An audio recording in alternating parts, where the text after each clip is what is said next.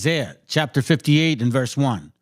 Cry aloud, spare not, lift up thy voice like a trumpet, and show my people their transgressions, and the house of Jacob their sins.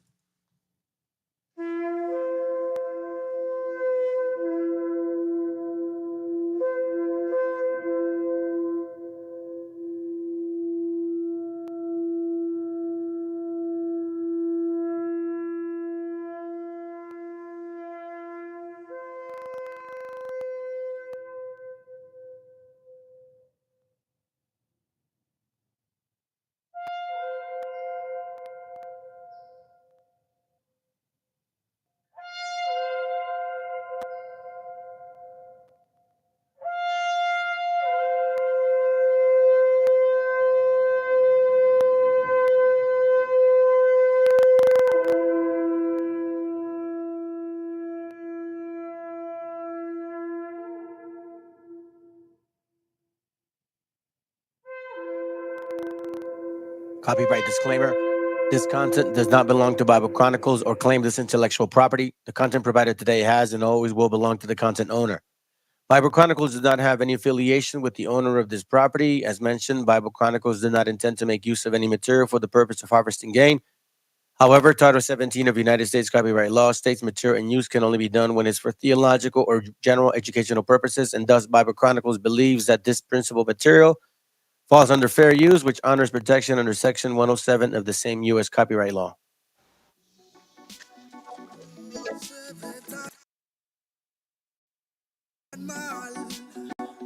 Cuando miras a otro lado, los fantasmas del pasado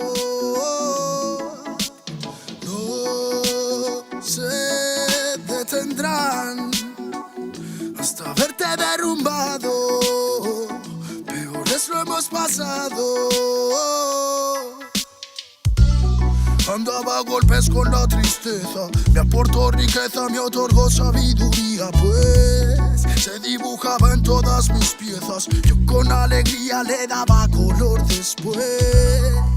La aguja sigue girando, tiempo parece se burlar de mí. Dijo que sanaría esperando, pero creo que la espina aún sigue ahí. Con los dedos lo voy palpando. Cierro los puños, escapa de aquí. Agonizando, no me espera el tiempo, no voy a esperar por ti. Nuestras huellas en la orilla se han borrado por la marea. Si esas estrellas ya no brillan, las entiendo pa' que veas. Sea donde sea, bajo la tormenta o dentro de la odisea, donde arañas cubren el cielo de tela, los aviones nadan y los barcos vuelan. Aunque parezca que va bien, no sabes bien si va mal. Besos que pueden doler, ojos que pueden matar. Tengo mi alma en el almacén encerrada, mi corazón está en huelga, mis sentimientos en ámbar. Gente, Calamala dijo que estaría presente. Fallaron como nunca, se fueron para siempre. Millones de razones para vengarme, pero a veces duele más actuar indiferente. Como no quieren ver ahogados, tenemos branquias y cerrados los bronquios como la mente de un guardia. Yo soy la montaña y vine con la cordillera. Más cojones que tu ganga tiene una madre soltera. Tú cúbrete si suena mi tu. A mí la tengo soldado fumando de su palulu. Y un conjuro de grimorio me lo salva del velorio. Pa' tener pila valorio, se matan vestidos de emporio. Y yo no quiero una pistola, estoy soñando que la vida que quería me llega a tiempo. Desde que yo la vi sola, loco ando. Vino a verme cuando el sol se estaba poniendo y se dejó una pluma y se perdió en la bruma.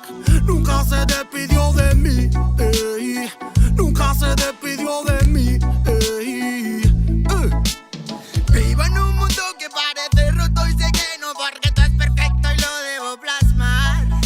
Me fumo un troco lo tras otro y lo veo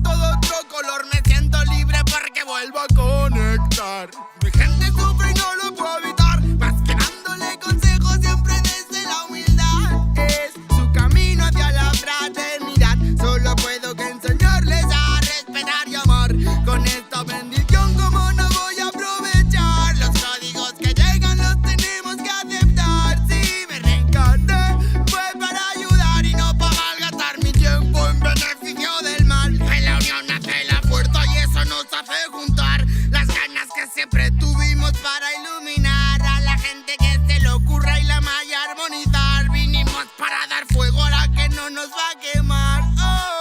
Arda y por dentro la llama, no puedo contener la ras. Churruscao el corazón, el armazón no puede llegar a pesarme más. Si abro la boca, tu tumba al suelo, me muelo a diario y sobrado de gas. Escupo ristas perfectas, paladas de versos eternos, no mueren jamás. Cuando acabe mi condena, me vi muy solo y perdido. Cada vez más negra la flema, más elegante el problema, pero planté cara a todos mis enemigos. Recuperé las ganas, las fuerzas y el garbo. Dedico requiems a mis diablos, que aquí estoy vivo de milagro. Delicadas flores crecieron entre los cardos. Me dicen vienes más delgado que de costumbre. Será de tanto que he bailado en el alambre, que a tanta pena es mejor no ponerle nombre. Llevamos la música en vena, nuestra sangre.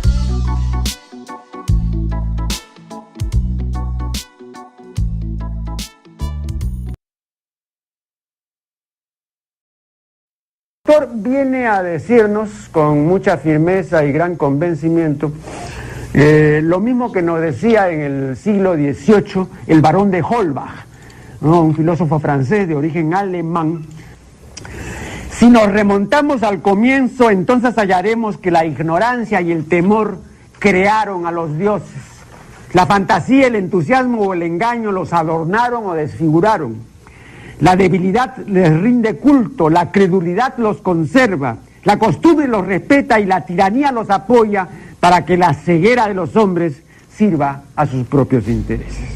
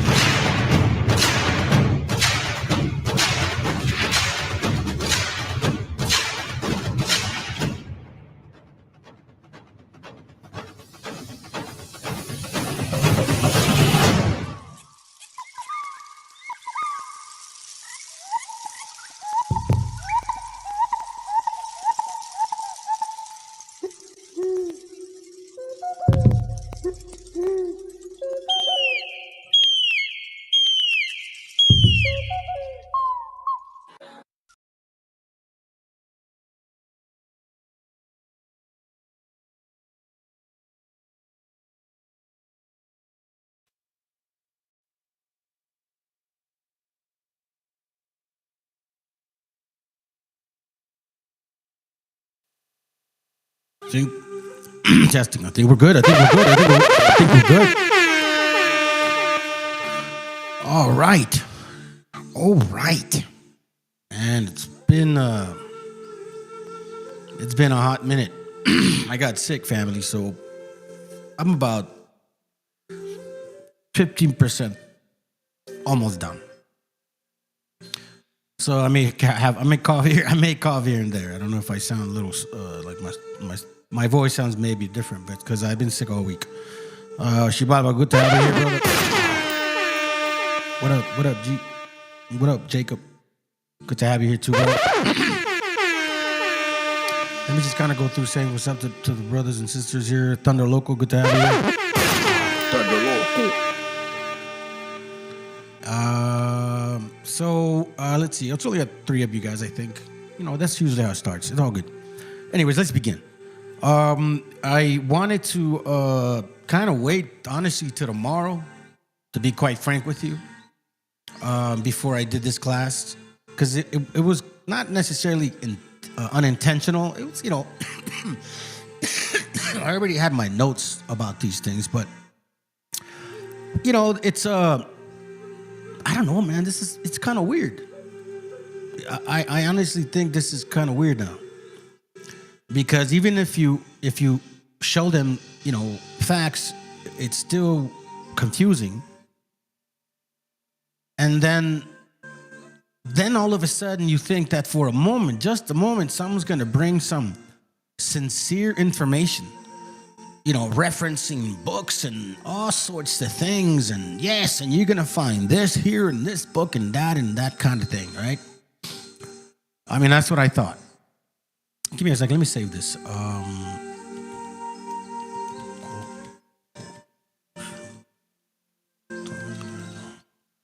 So anyways, I would assume someday it might actually happen, because all I see everywhere is just a bunch of BS, quite frankly. Videos, pictures, AI and stupid shit, right? So, all of a sudden, I get invited to this group, which is this one here. Final Battle, Indigenous to Earth, right? And it starts off with this right here. Listen to this idiot, right? And I've seen this video before, so I didn't care. But I posted something on it. Collar Copper Debunked, Crane Americana by Samuel Morton, yada, yada, yada, right? So it says, the copper colored page. Now, follow me here, okay? For the sake of us actually here today, I'm going to play this video. So then, I guess it's 2 minutes. I'm not going to listen to all that. Just briefly, in case I've never showed it, in case you guys never saw me show this shit. So, they're going by, again. Oh my God, Doug. Oh. Really? You're going to use a fucking coin? Anyway, all right. So, let me see. Before I truly get started, let me see what else. Let's see. All right, so let's go. All right, so we got some stuff to cover, some books to read, and some shit to debunk, man. Because quite frankly, I don't know, bro. This is what I call it. That's what I mean by that, okay? So we're going to be what? The truth about being a what? A who? A where? Say it. That right there, bro. Oh, that's gonna hurt! We're going to debunk this shit, because this is stupid. But, I'll give him 45 seconds of fame. Why every single nationality in America try to make me feel down about my race and say we got no culture because they want your land? Every single country's in on this big secret that you don't come from America. You know how powerful you really is? Man, this shit gets so sad and emotional when you think about it, bro, because you don't really know what they did to us, bro. You don't really know what they did to us. If we really came from these boats and these slaves, show us the pictures of the boats. No AI, no color books, no none of that, bro. Show me these pictures and show me these names. Show my people this proof. We need the proof. We haven't seen no proof yet, but I do have pictures of people coming over here to take over this land. And if you want to debate about it, we could debate. I have multiple pictures of your people coming over here to take over our land. So, again, I wish they really had the fucking werewolves to do that shit here. But they don't. And then that's whatever. Neither here nor there. You become an adult and you realize, stupid is what stupid does, right? So I reference Samuel Morton, page 68, regarding copper color. Okay? Let me see if I can magnify this. You guys can see here clearly. Unlike them, they try to say it's blurry. I don't think it's blurry. I think it's clear. It says on page 68, for the sake of the topic, a copper-colored skin has been assumed by most writers as a characteristic distinction of the Americans, meaning the indigenous gente, us, you know what I mean? Who have hence been called the copper-colored race. In that when they do italicize, it's almost like quote-unquote in a sense. The investigation of Dr. McCullough, by the way, this is printed in 1838, okay? The investigation of Dr. McCullough satisfactorily proves that this designation, okay? So these guys are going around saying copper color this, copper color that. That's what they go around saying. But here we see of actual doctors, people of, that were printing things at this year. That doesn't mean that that's when they were fucking born. So we're looking at people that were born in 17 and change, writing stuff about this in 1830 something. You get what I'm saying? So they're saying that this copper color fucking concept, right? Hence be called copper colored race. This investigation of Dr. McCullough, because he investigated these things, right? He didn't just sit in the fucking room and listen to Calloway, that fucking gorilla-looking dude, or some other guy that claims to be native, but he's like totally fucking gringo. You know what I mean? It's like, what the hell? Never went to no other country, never left their fucking city for that matter. Don't know no other language, more likely doesn't even read. But here we go. Dr. McCullough satisfactorily proved that this designation is wholly unapplicable, meaning in whole, as it computes to the indigenous people of the Americas. Oh, that's gonna hurt! So here we see that wholly inapplicable to the Americans as a race. The indigenous people of the Americas, or what they label this land to be called, because that's not the name, as a raza. And that is more than, hold on, here's where it slaps you back in the fucking face. Woolly-haired man who claims to be native of this land. As a race, and that it is more characteristic of some other and very remote nation.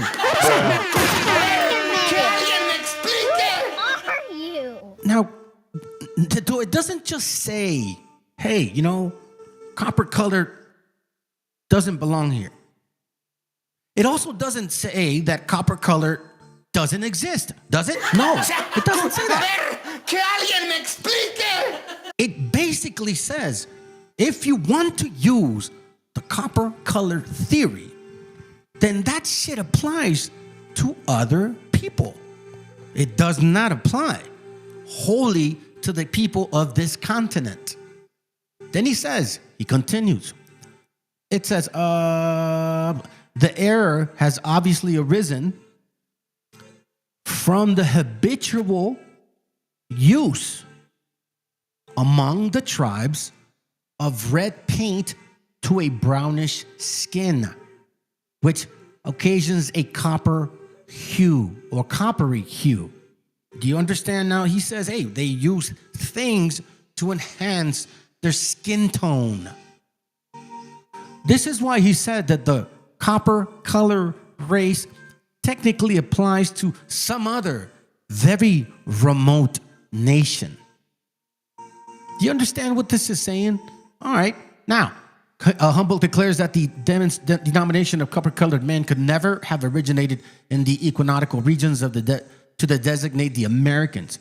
And I can further testify that among the individuals of many different tribes that have come under my observation, I have never seen a copper-colored man.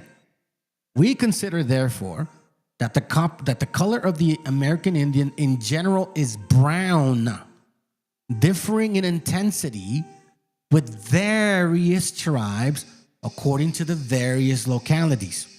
But that it is almost impossible to say that the brown color principally resembles. Even then, he's like, yo, I would like to tell you that generally, I could say they're mostly brown. But then even that's fucking difficult to then determine. Why does he say that? Why does he say that? Let's continue. It says here, but that is almost impossible. It says the cinnamon, hold on. Differentiating in intensity with various tribes according to the various localities, but it is almost impossible to say that the brown color principally resembles. He goes, the cinnamon is, in my apprehension, like he says, the cinnamon is, but you know, with some, still not completely what I'm trying to express, okay? The nearest approach to it, though still too inaccurate for general comparisons. I fully coincide in opinion with Dr. McCullough and believe with him that no epithet derivable from the color of a skin so correctly designates the Americans collectively as that of a brown race. Although the Americans does possess a pervading and characteristic complexion, there are an occasional and very remarkable deviations, including all tints from a decided white to an unequivocally black skin.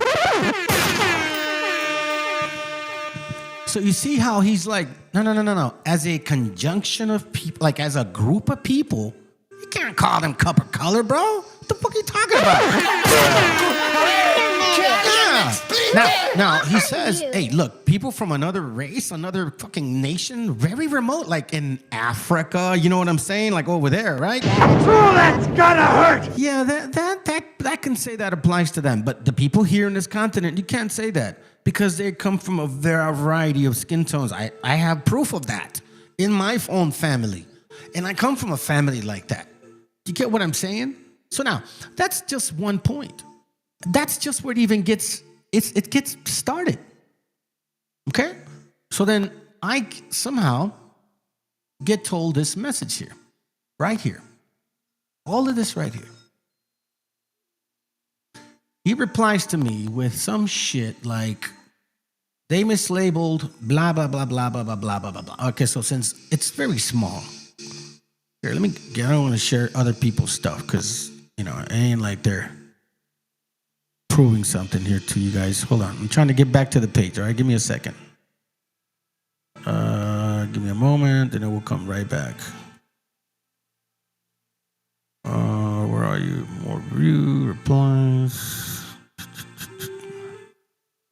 I didn't lose it, dude. No way, dude. No, I'm kidding. Hold on a second.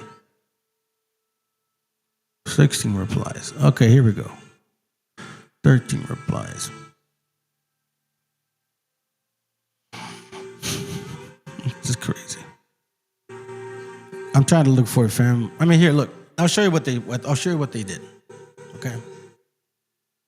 So they sent me a message, and I copied it. I copied it here. All right. So you guys can see what I'm talking about. So I copied it here. All right.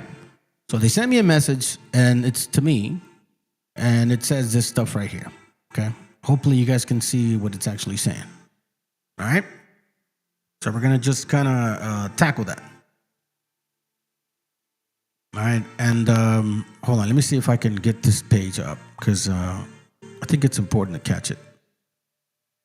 I don't want to miss the beat. Give me a second. Fletcher, don't tell me you erased my post, dude. Give me a moment, family. Just forgive me for this. I didn't mean to close the other page. 4 replies. Okay, what the hell? Okay, here we go. I think I got it.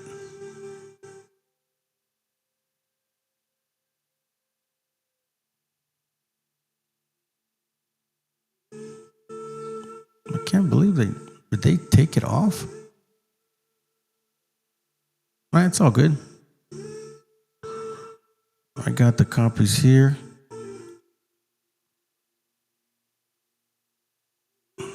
Maybe they did. I don't know. You know, it's kind of tricky with these people, man. When you start debunking them. Anyways, so the first thing that they replied, right, was this. They mislabeled dark Indians as colored and Negro. Okay? So that's what he's saying. That supposedly, here, I don't know if you guys can see it. Can you see it? Oh, man. Let me see. Hope you guys can see that. All right? It says here, I'm going to cover all this right here. All right? So it says here that they mislabeled dark Indians as colored and Negro. Everyone knows this. Not all had straight, thin hair. First of all, who the fuck is everyone? You know what I'm saying? Like, who is everyone? And not all have straight, thin hair. Some were called the color of Ethiopians. I'm glad he brought that up.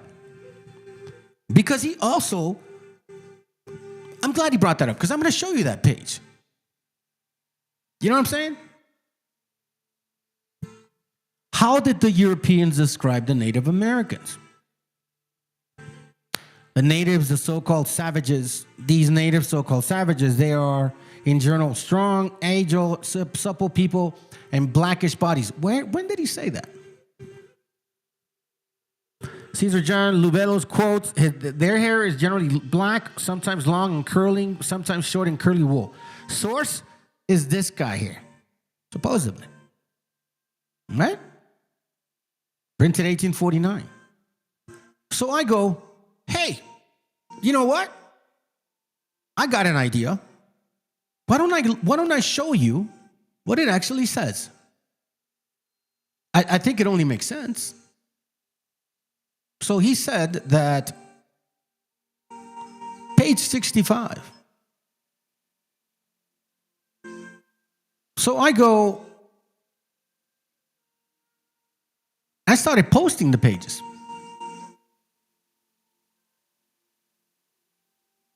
So I went to one of the pages here.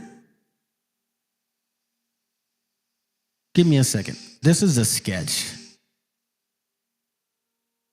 This is the buried head. This is the other page. Here, I'll show you this right here. So you don't even waste time. I might as well just show you the books, because I think it's gonna make more sense. And forgive me, family, man. I'm coming back from a cold from a long while ago. So, you know, I'm trying to get back into my rhythm here. So the first book that he mentioned was William Stackley, The History of the Travels, okay?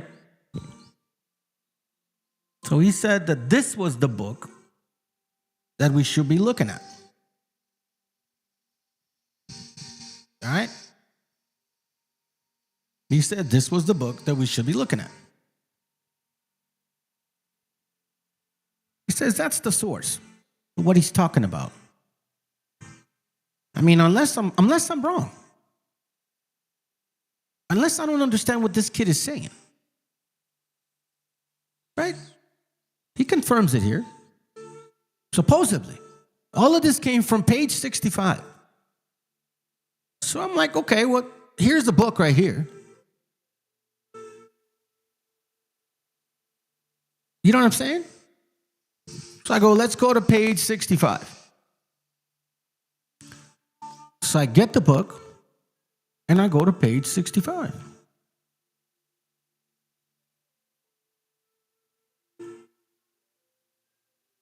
And page 65, and look, here's the interesting part. The book that he references, does that woman look like she's from Africa? Oh, that's gotta hurt! I mean, if you guys want to believe that shit, I don't know, bro. So, but will it go to page 65? And fam, nowhere in page 65, unless I have the completely incorrect book, it doesn't say anything like that. It doesn't mention anything of that sort. It mentions copper, but like not skin stuff. This is page 65. There's absolutely nothing of it on page 65. So then he says too, quote, they are not all like the straight-haired Indians of Mexico. Many have curled or woolly heads, which makes them resemble mulattoes. So he says, Bernard Romans, A Conscious Natural History, East and West Florida, 1775. I'm like, okay, man, let's go get that book. So I go and see if I can actually find this book.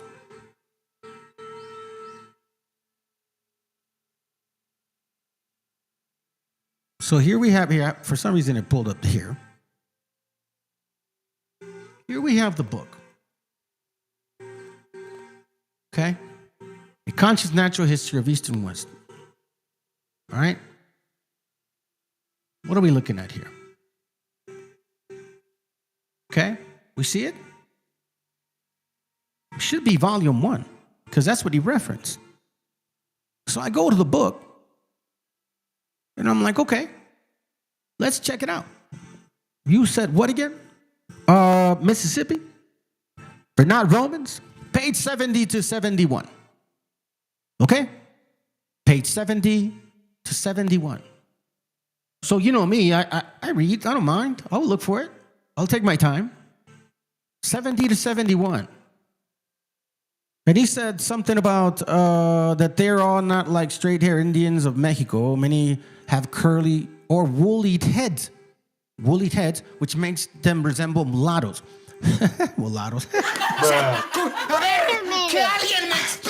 Anyways, so then I go to the pages, page 70.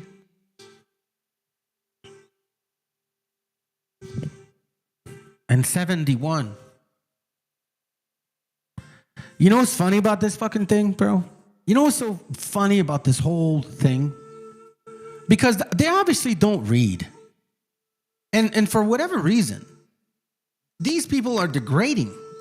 Like who's writing this stuff? It's basically saying, strong liquor makes a sad havoc among these, as among all other nations of the savages of the north. Excuse me.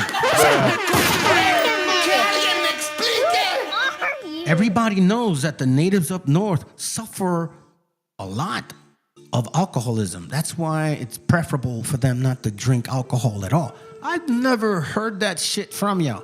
That's more like, what's that called? Fentanyl, crack, all that kind of other stuff. Maybe heroin, but not liquor like that. Not at all. Now, that's one point, okay? So they're making them seem like they're fucking like disgusting alcoholics. Second part. They're strong, wit of foot, and their exercise at home is chiefly their ball play, a very elaborate diversion. They are horridly given to sodomy. What the fuck? This is what these guys are referencing. A book that's calling our people sodomites? What the hell are we talking about, man? What the hell are we talking about?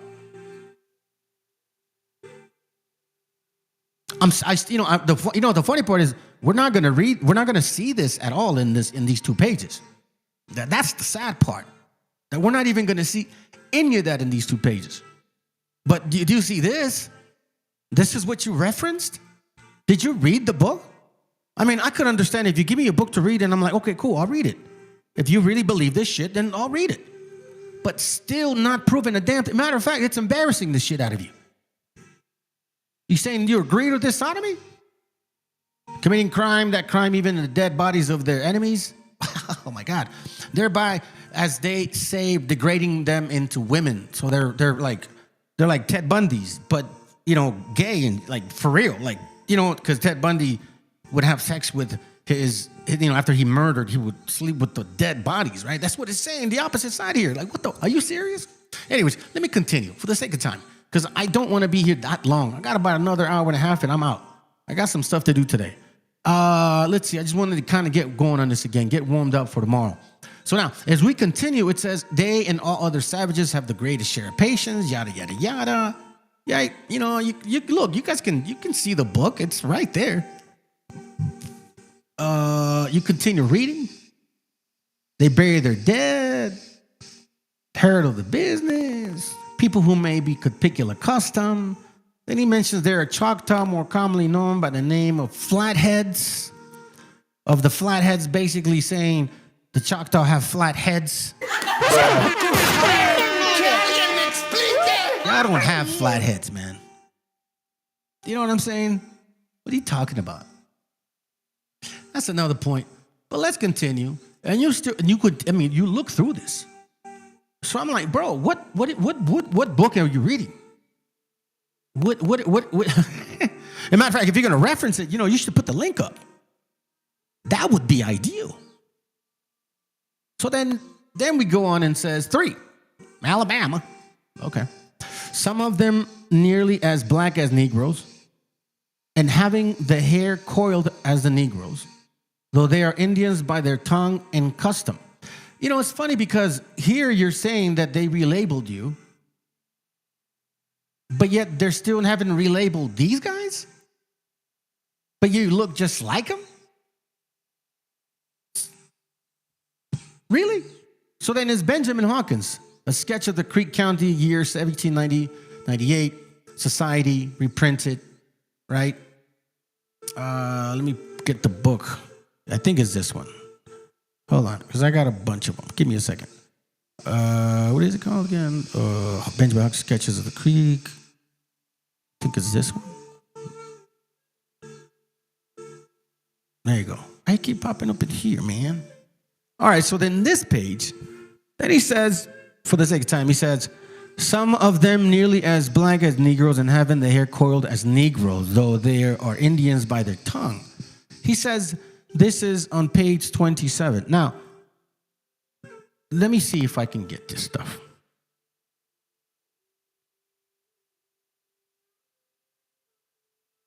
It's called Creek Confederacy. No, that's not it. Hold on. Yeah, Sketches of the Creek Confederacy. Sketches of the Creek County by Colonel Benjamin Hawkins. Yep, Benjamin Hawkins. Okay, hold on a second. Maybe, hold on. Let me, matter of fact, I'll give you that. Let me see if I can find this. If I got it wrong, let me pull it up now. Shit, why not? Let's find out. Give me the results. Sketches, volume what? 1948. Creek County, combination sketch. No, that's older? Okay, let me try this one. No, that's way younger. Let me go back. Let me try this one.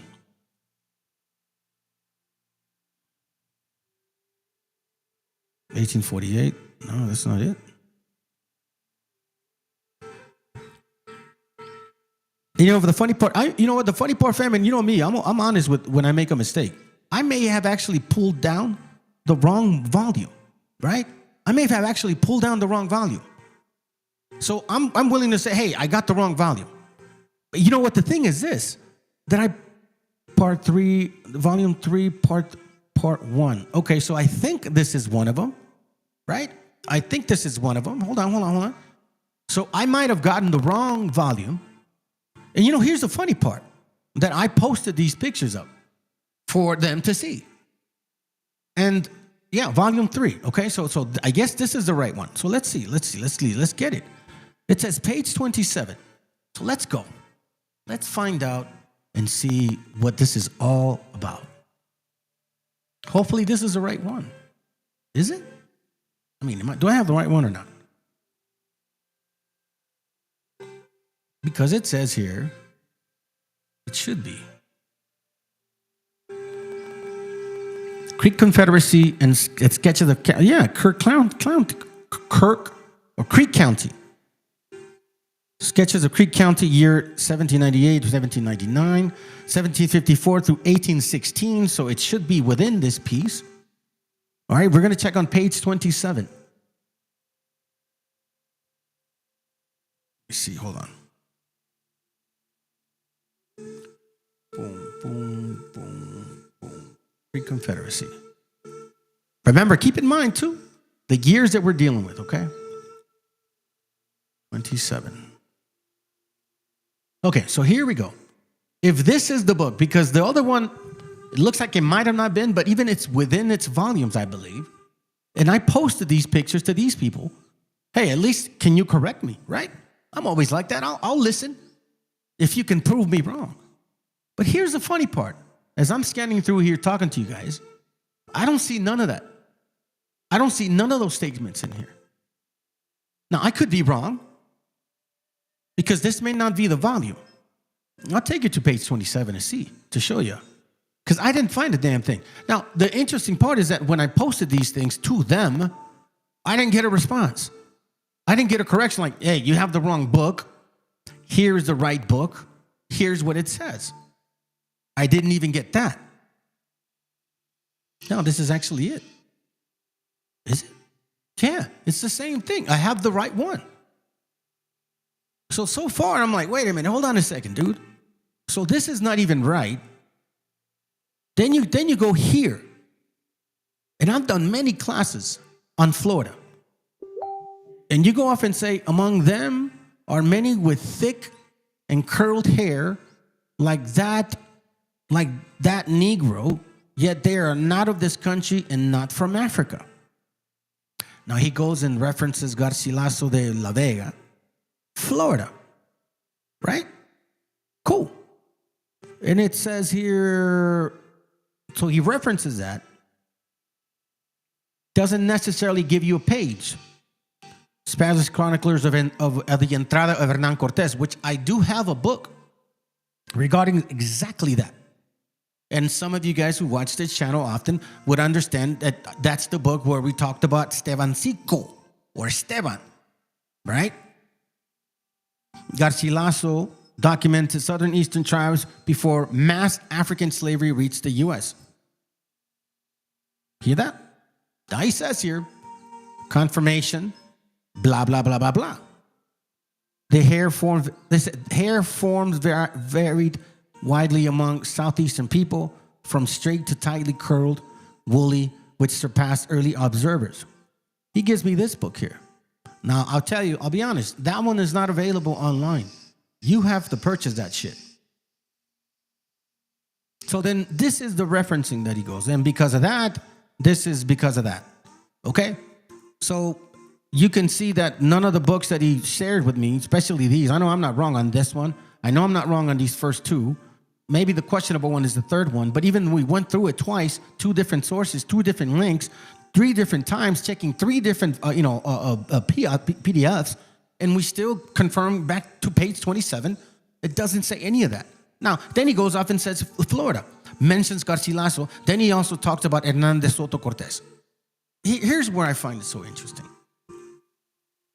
Let's see if I can get the book.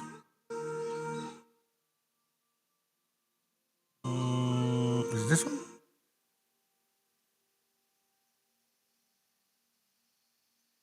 No, it's not that one. Conscious History, Creek, American. Oh, I know where. Give me a second. Hold on. Where the hell are you, dude? Miles Hernan. This one here. Check this out, family. I've shared this book with you before. And the nerve of them to reference it, as a matter of fact. You know, that's the most interesting part. The nerve of them to reference it and not necessarily read it. We've gone through this book a few times. As a matter of fact, all be revealed. What's up? Bro, to have you here, bro. Good to have you. We talked about this shit. The one with Esteban, right? It's not new. The history of Hernan de Soto and Florida, or Florida. Record of the events of the 56 years, 1512 to 1568. Now, what I'm going to do is, so then we can move quickly through this book, I'm going to point out some things. We're going to go to page 1. We're going to go from back to front. Okay? Back to front. Page what? 564. All right? 564. Go all the way back. Oh, wait. Let me just show you the book so we can see in its completeness. History of Hernan de Soto in Florida, or the record of the events of the 56 years from 1512 to 1568 by Bernard Shipp, 1888. Okay? It's pretty good book, to be honest with you. Now, here's where it gets very, very interesting. And I always go back to this whole concept of like, family, it's like us living together, like in the same continent, right? You know what I'm saying? Like the same one here.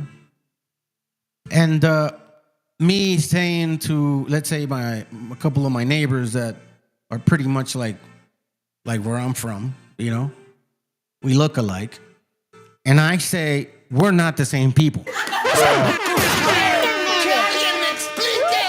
No. You see, that type of Mexican is not my type of Mexican. You know what I'm saying? Even though they look just like me.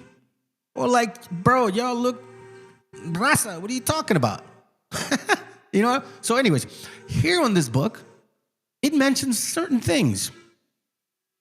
This is in 1512, family. Remember, 1492, that's not too long ago from that time. get what I'm saying? Talking about 20 fucking years after that point. So you don't, and remember who came to the Americas with these people? Right. They didn't just come in 1619. That whole fucking what is that? Critical race theory? That's total bullshit. I'm going to call it for what it is.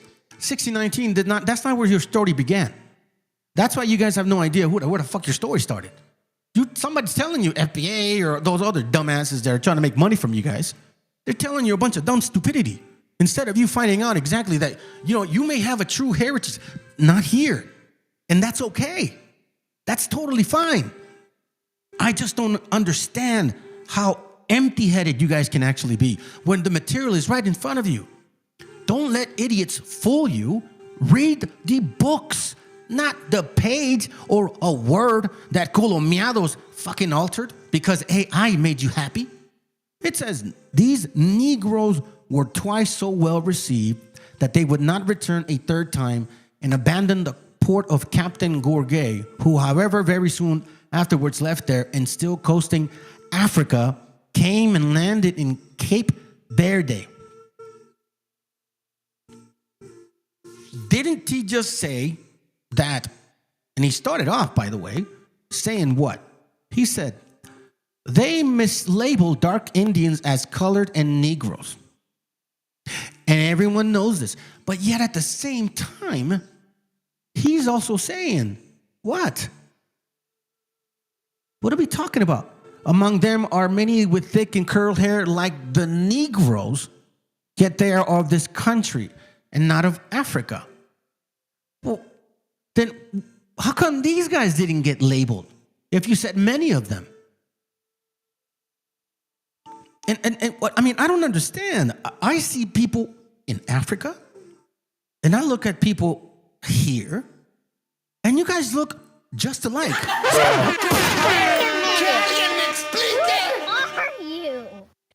Several of you guys have mixed with the Anglos. It's documented, but you still look like them. Okay, let's continue because this even gets more interesting as you dig deeper into this particular book. And I'm going to skip. Let me see how back I can go. Here, let's go to page 3. Go to page 369. Because look. Okay, so explain this to me because you guys also we got them calling themselves what? Moors, right? Don't they call themselves Moors? They also call themselves Moors, if I'm not mistaken. Last time I checked. Okay, so if we go to page 69, can you please get there? That'd be nice. Okay, here we go. Page 69, and this is where it gets even more interesting. All right? It says, what happened to the troops in the wilderness? Let's find out exactly what happened to the troops in the wilderness. Exactly what happened. Let me read. The day that the Spaniards, by the way, the Spaniards weren't only just white skin, by the way, family. Because we know documentation, I'm going to show you that they were already bringing people from Africa up to Spain. Magallanes, who's Portuguese, was Duarte. And he didn't like black folks. So what the fuck are we talking about? Right? Let's continue. The day that the Spaniards left Chovala, they missed 3 slaves, of whom 2 were Negroes and the other a Moor.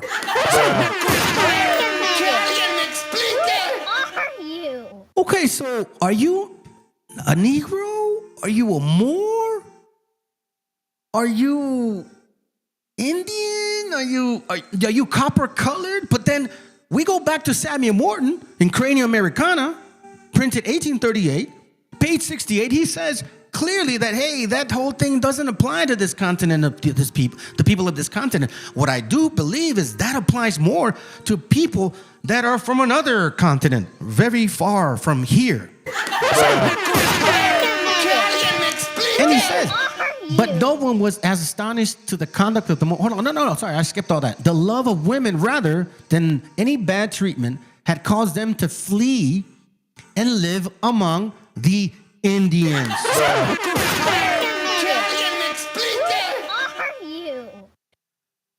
I'm sorry, man.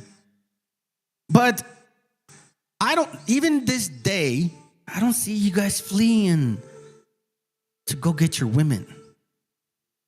Now, let me ask you something. If these Negroes and Moors mix with the natives, and you look like these people, do you think those natives were still those people? Wait, I don't get it.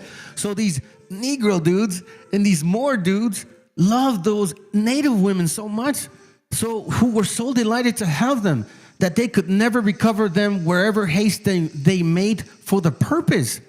As the Negroes love their masters and pass for good Christians.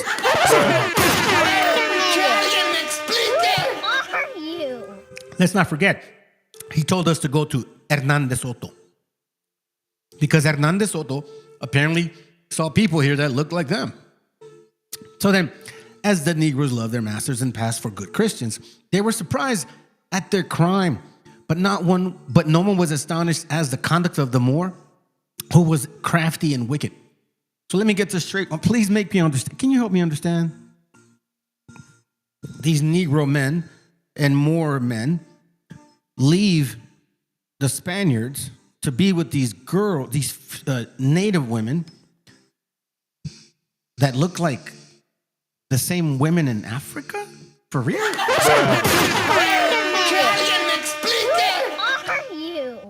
You know that, I mean, once you start really reading, right? You start like, okay. So what exactly are you trying to say? What are we doing here? You know, what exactly are we? You tell us to go to this book. For what? What exactly are we going to learn from this book that we don't already know? Let me get you an important page here. We're just getting started.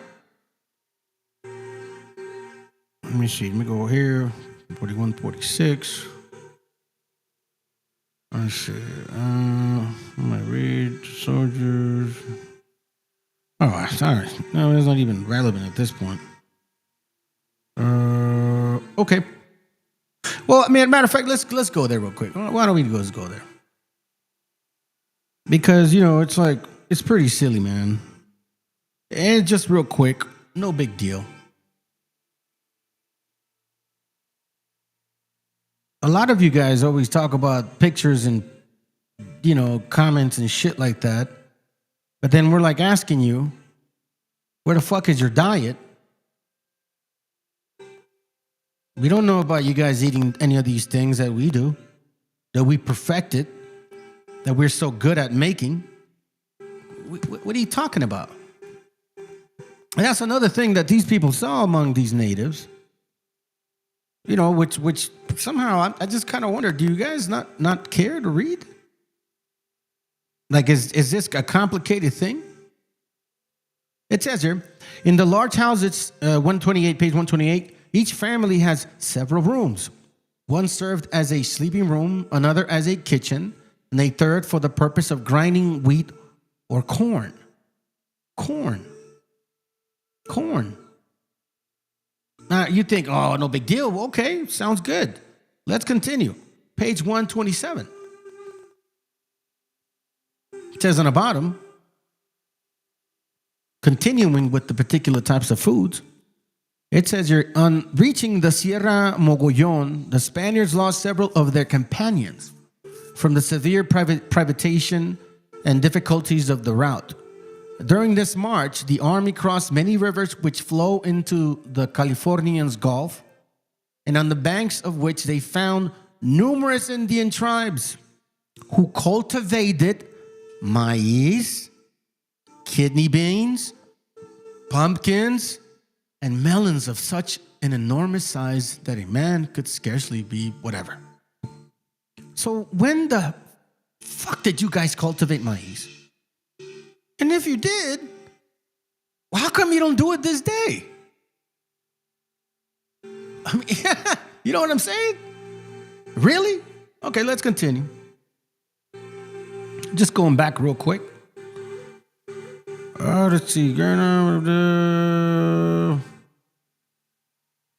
second. Let me go through some of these. No, that's going to take too long to look for. Let's see. What else is this? Man, I don't have my glasses, family. My bad. I have to look. This is funny.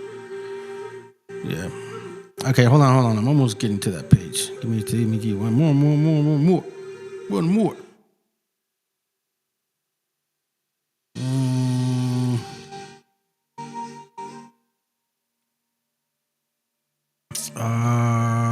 Let's see. It's still the same thing. Here it goes. Page 87. Let's see. Remember, these say you gotta read. Hernán Cortés was the one that referenced. Okay, sounds good. I'll go read it. I don't have a problem reading. So here's where he uses this particular part. And on page 82, okay? And we're talking about Florida, remember that, okay?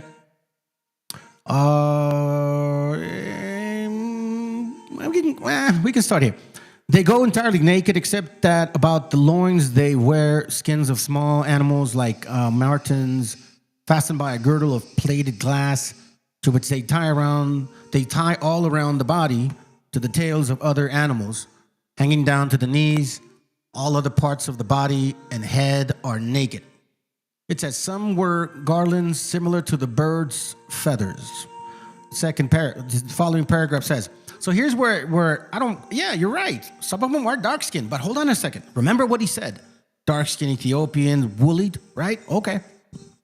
The complexion of these people is black, but not much different from that of Ethiopians. The complexion. Do you understand what that means? The skin tone. Complexion. That's it. It didn't say, hey, they look like Ethiopians. If that was the case, they wouldn't have to say all this. Their hair is black and thick. Okay. Not surprised. There's people that have long hair that have thick hair. Not surprised. And not very long. It is worn tied back upon the head in the form of a little tail.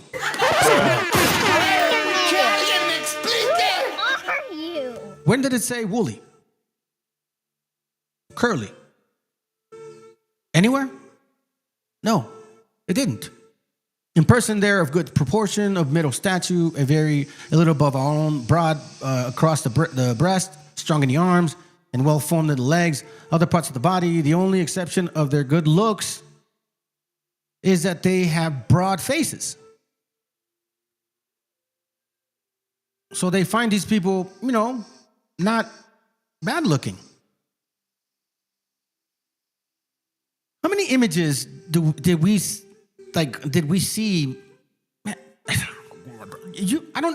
Are you guys reading? Is this part of the requirement in your groupies?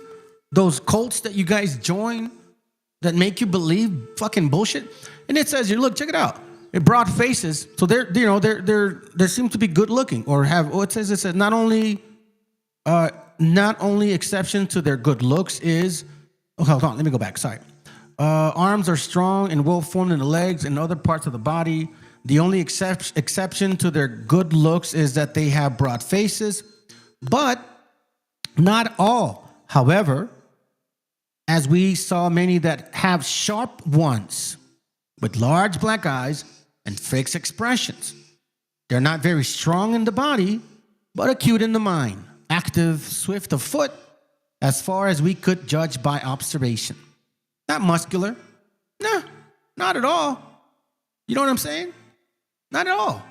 I don't see none of this stuff. What do you want me to do? Want me to make something up to make it feel better? Because we're reading facts? Is this where it goes now, where people get emotionally disturbed? Hold on, what page are we in? Okay, hold on. 1 or 2. Oh, okay, I got you.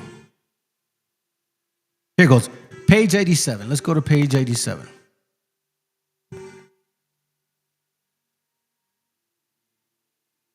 almost done with this one. Here it goes right here. I want you guys to pay attention to this, okay? You're going to read this. And page 87. Okay, here we go. By imitating their signs, we inspire them in some measure with confidence, so that they came near enough for us near enough for us to toss them some little bells and glasses and many toys, which they took and looked at laughing, and then came on board without fear. Among them were two kings more beautiful in form and stature than can possibly be described. Remember, keep in mind, family, that this is a time where it was very anti-what? Who was gaining power? Who was gaining power? The light-skinned people, correct? They were gaining power. And they were looking at these other nations like horrific people. If you look at history, based on how history looked at them, that's why you see this Anglo-Saxon fucking nationalist attitude. Before, it wasn't necessarily about race. But eventually, they started noticing that it was about race. See, this is what some people don't want to comprehend. If you look at the pseudoscience that they bring up, some of this stuff is real. So Ivan Sertima writes down in his little Golden Age of the Moors, I think page 337 if I'm not 336 if I'm not mistaken, and he's talking about how these dark-skinned people, right, Arabs, North Africans, right, they looked at the white folks like they were fucking like nada, güey. They were like basura, like whack shit. So let's pay attention to how they're writing about these people that they're noticing. By imitating their signs, we inspired them in some measure with confidence that they would come near enough for us to toss them some little bells and glasses and many toys, which they took and looked at laughing, and then came on board without fear. Among them were two kings more beautiful in form and stature than can possibly describe. One was about 40 years old, the other about 24. The eldest had a deer skin around his body, artificially brought in damask figure. His head was without covering. His hair was tied back in various knots. You see that? He had straight hair tied in knots. Around his neck, he wore a large chain ornament with many stones of different colors. Biblical in a way.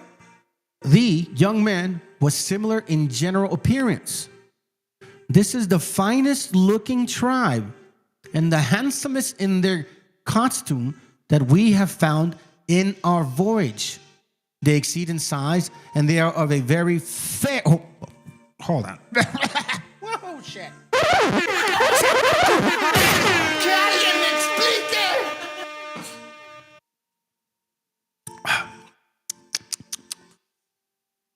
They exceed us in size, and they are of a very fair complexion. Very fair. Some of them incline more to a white.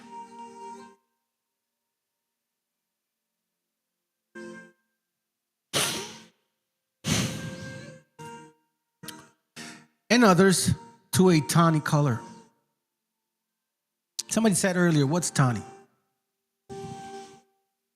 I mean, I don't even know why you're fucking asking, bro. Like, sometimes I even wonder if you guys even really care. Does it even, I mean, seriously, bro.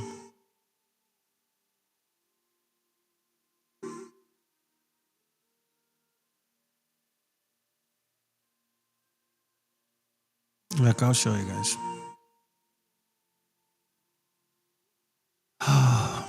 That's tawny, bro.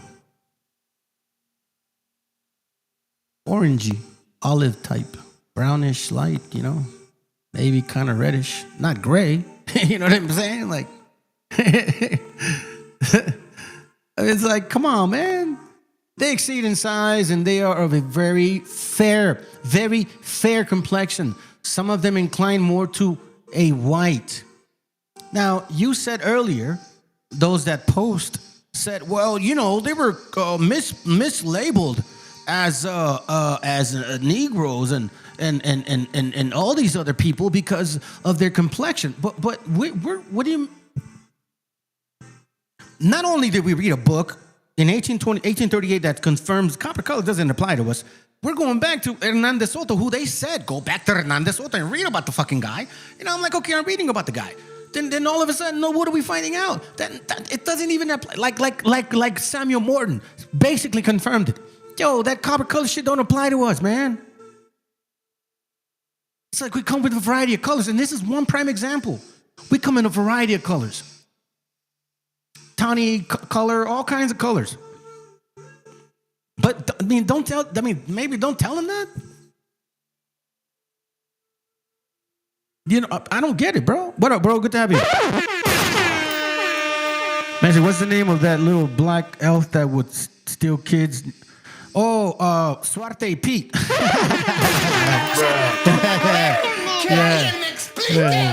It's Suarte Pete, bro. Suarte Pete. That's his name. And that's really it, bro. That's a true story.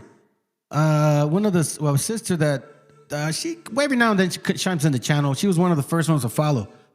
She's from Aruba, and she was telling me what that story was. I was like, shit, yeah, you bet. She would tell this. She said she grew up with her parents telling her, "Que te portes bien. You better be a good daughter, or else Suarte Pete's gonna come and steal you and take you back to Spain and shit." Now, let's continue. So it says they're inclined to white, others a tawny color. Their faces are sharp, their hair long, black. Upon the adoring of which they bestow great pains. Now, but mind you, remember, I keep saying light skin, dark skin, we're a variety of color. I never said we're fucking blonde, right? Thank you. Their eyes are black and sharp, their expression mild and pleasant, greatly resemble the antique. Other parts of their bodies are in all good proportion, and such belong to the well-formed men. Their women are of the same form and beauty, very graceful, of fine countenances, and pleasing appearance in manners and modesty.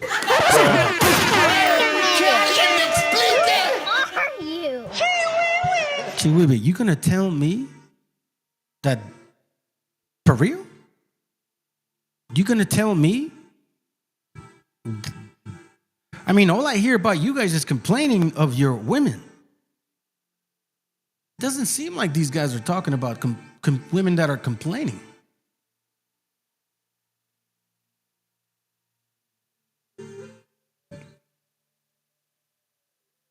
So then we go to, let's see what last part. All right, so now let's cover some of this stuff.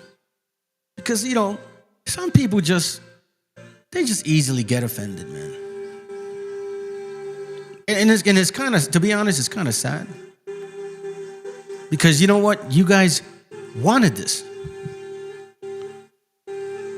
Yeah, you guys wanted this. You guys came in, you guys said, we are supposedly these other people from this other fucking continent. We don't belong here. Yada, yada, yada. You guys said all that shit. That's what you guys said. So then we're like, okay, if that's who we are, then we need to find out. And people like myself have the fucking huevos to do that. I don't care if I am some fucking other people. If we are, oh well, so be it. We can't change that shit. You get what I'm saying? We can't change that crap. But here's the most worstest, disgusting fucking part of this whole thing. That now that you have gente like me showing you fucking racist piece of shits, okay, who we are, debunking your fucking bullshit, what do? What do? You turn around and you create some other scapegoat, some other narrative, instead of just confronting this information and saying, you know what, maybe those guys have been lying to me. So maybe I need to do this. This is the South Carolina Historical Magazine, July 1975, volume 76, number 3. to go to this particular section here. Free black owners of slaves. Let that sink in. That's why when I say critical race theory is a lie, I'm not saying that because I'm some fucking white racist or nationalist or whatever the fuck or whatever. No, fam. I tackle history. And history has been telling me that that's a fucking lie. Because your history didn't start in 1619. And that's the concept of critical race theory. Okay? That's the concept of critical race theory. That all of a sudden, prior to 1619, you guys were never here. Only 20 of you guys were here. Now you have wobbles with stupidity. Now well, that couldn't be because, then how come? Exactly. You guys were already working with Spaniards. You get what I'm saying? Y'all were working with Spaniards already. And this is what makes it even worse. That you guys don't even want to pick up your own fucking books and find out exactly, hey man, did we really have a lot to do with slavery? Yeah, you did. And not like in a sense where it happened to you completely, fully, wholly to you. No, technically slavery as a whole is inapplicable to you because as a whole, it didn't happen to you. As a matter of fact, there were several of y'all that were free. Free to do wherever the fuck you wanted. Page 129 on the bottom says, where did these free blacks come from? Some had never been slaves. Excuse me? Yeah, let's read that again. Where did these free blacks come from? Some had never been slaves. FBA, are you saying they're not part of the movement? I mean, they never suffered. They had been indentured servants. Excuse me? Indentured servitude through head rights program would give you authority to say, for example, I have a slave. I now can use this slave as collateral, apply for acreage through the head rights program. So then this slave can work the lands because through the head right program and through the slave, I can basically use as collateral saying he's going to work the land. So through a head right program, for every slave that I had, I'd get about 50 acres, sometimes even more, depending on what the connections were. It says some had purchased their freedoms, others were born of free parents, while some were born free by miscegenation. Yeah, that's why a lot of you guys look like that.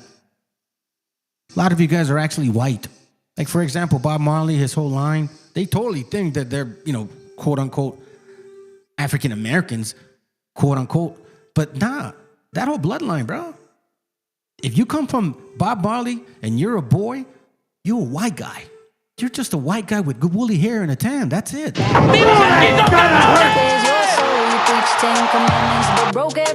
Others, let's say, and then it says here, others were born of free parents, some were born of miscegenation. Slaves were also emancipated from meritorious military duty, for faithful service by the last will, yada, yada, yada. Check this out. It says here, check this. Free blacks became slave owners early in our history. Indeed, one of their first legal known sections of slavery, other than as punishment for crime, involved a black owner. In 1654, Anthony Johnson and his wife, in a court suit, gained the service of their black servant, John Casor, for life. So now, follow what's going on here. Prior to 1654, most people came through an indentured servitude program. You understand? A contract, for the most part. All right? We did not have that opportunity. They did. Okay? White and black folks, they did. You understand me? And at this time, Sephardic Jews were self-proclaimed. These guys were also enslaving these people, but under indentured servitude. Now, they were selling us left and right. I'm telling you, family, this shit goes deep. But it said here, like in 1654, right? You can see that this Anthony man, he's black and he owns slaves, but he happened to have this own slave owner. He happened to own this slave. sues him. He sues him. And this is the first case where an indentured servant contract became perpetual servitude. That's gotta hurt!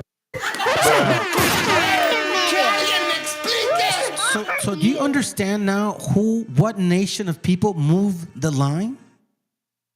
What nation of people changed the line between indentured servitude to perpetual slavery? It wasn't a white guy.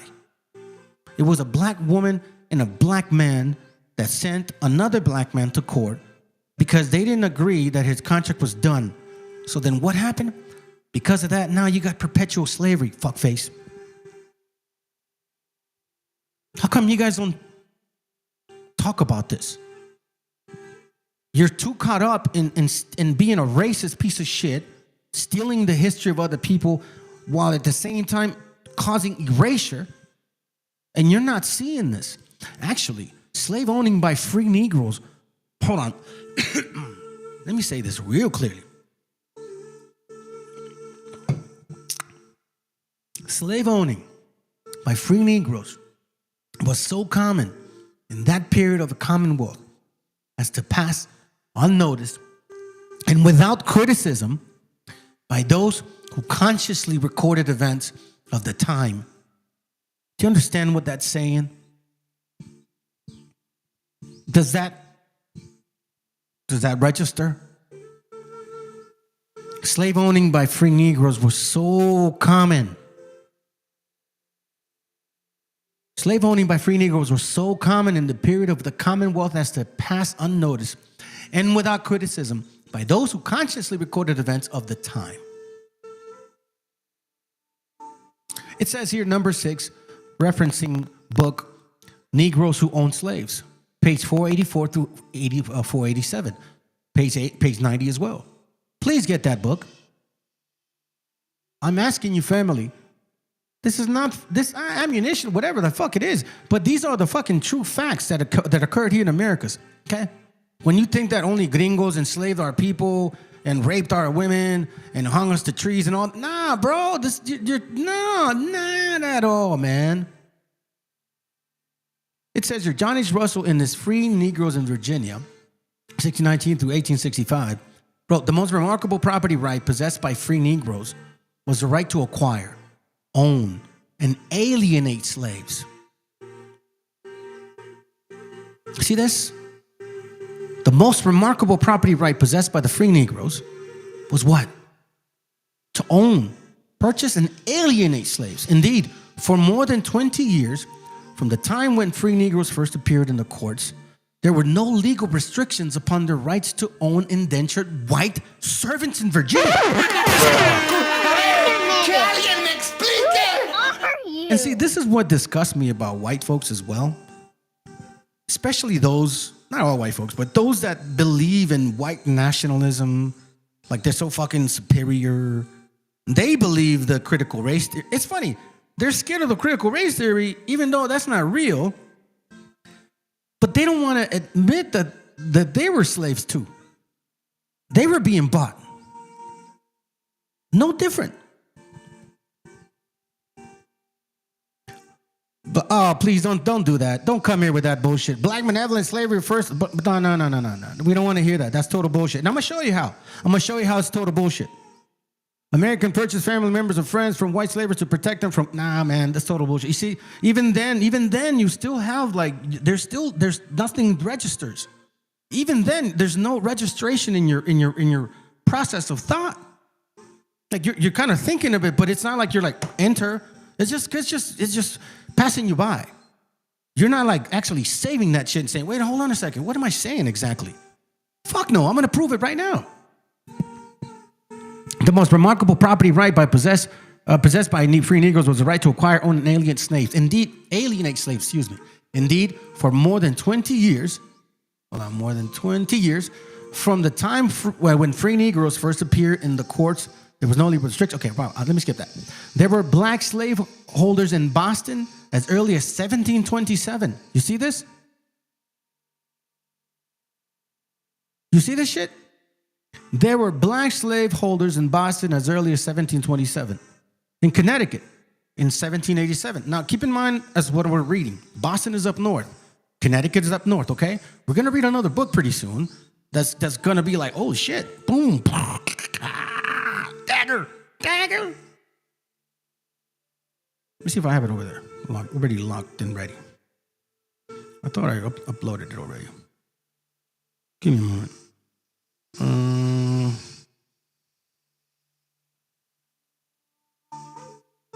Hold on, let's see. Is this one? Yeah, I think it is.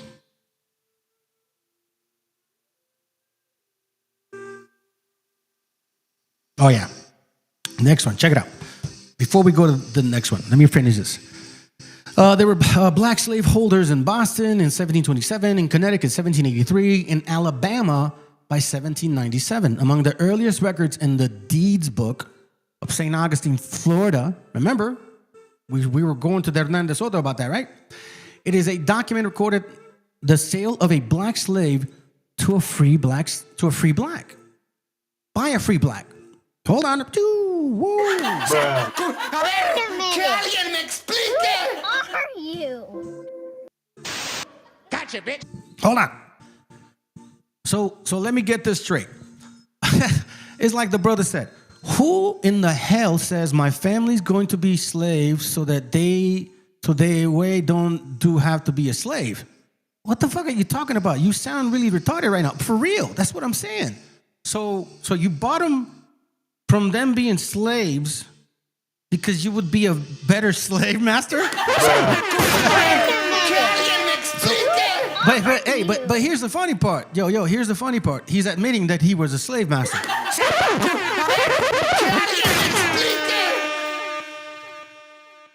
They have been misled by their own dad. You know, that's the sad shit right there. That is actually the fucked up part. That Marcus Smith, I believe. The fucked up part is that you have been misled by people in your own community. Because if you were really native, like for real, man, I don't think none of us would have a problem, bro. You know what I'm saying? Like it's not like an envy. No, man. It's like if you are, you are. If you're not, you're not. Historically speaking, you're not. Did you guys mix with our people? Yeah, shit, we still do it. But to say that we were somehow made up, you're giving credence to these people that have misled you as well. They always try to take someone's, forget about that. It's not, look, being misled and then at the same time asking you guys for fucking money. Every single channel that talks about, Aboriginals this, Aboriginals that. Make sure you subscribe to Substack, follow me on this and, hit the like and send me money and donations are welcome and thank you. And they don't work.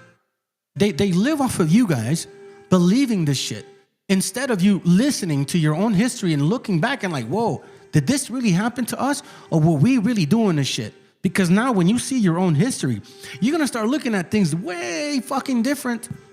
Then it says here, let's see, hold on. By 1790, 48 Maryland black owners possessed, no, hold on, let me go back to this one. In a document recording, the sale of a black slave to a free black by a free black. You see that? These two free black folks sold each other a black person. Nate Butler, a free black who lived near Aberdeen in Harford County, owned a small farm and regularly purchased and sold Negroes for the Southern trade. A free black person. Some considered black slave owners hard task masters and claimed free black owners were, as usual, a thing much more severe on their slaves than the white owners. American Negro slavery. I'm going to show you this book here real quick.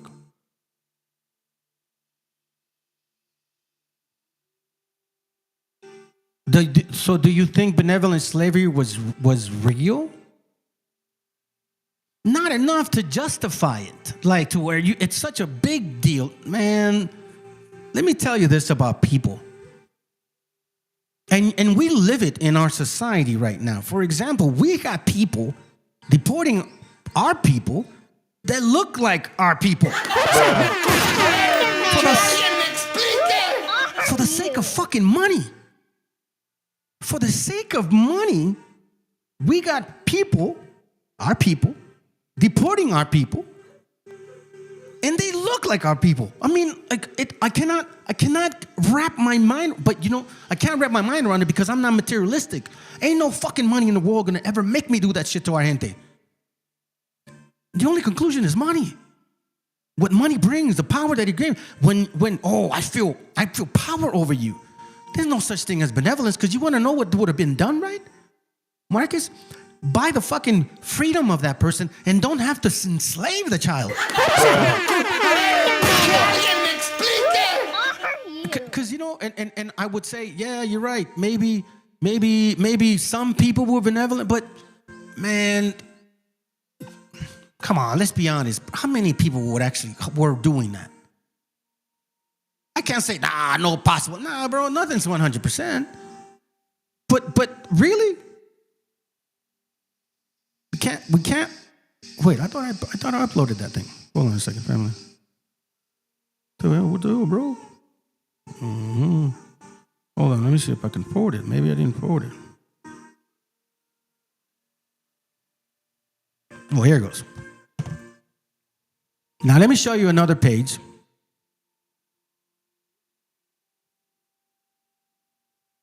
Well, see that's the thing. This is not just about him.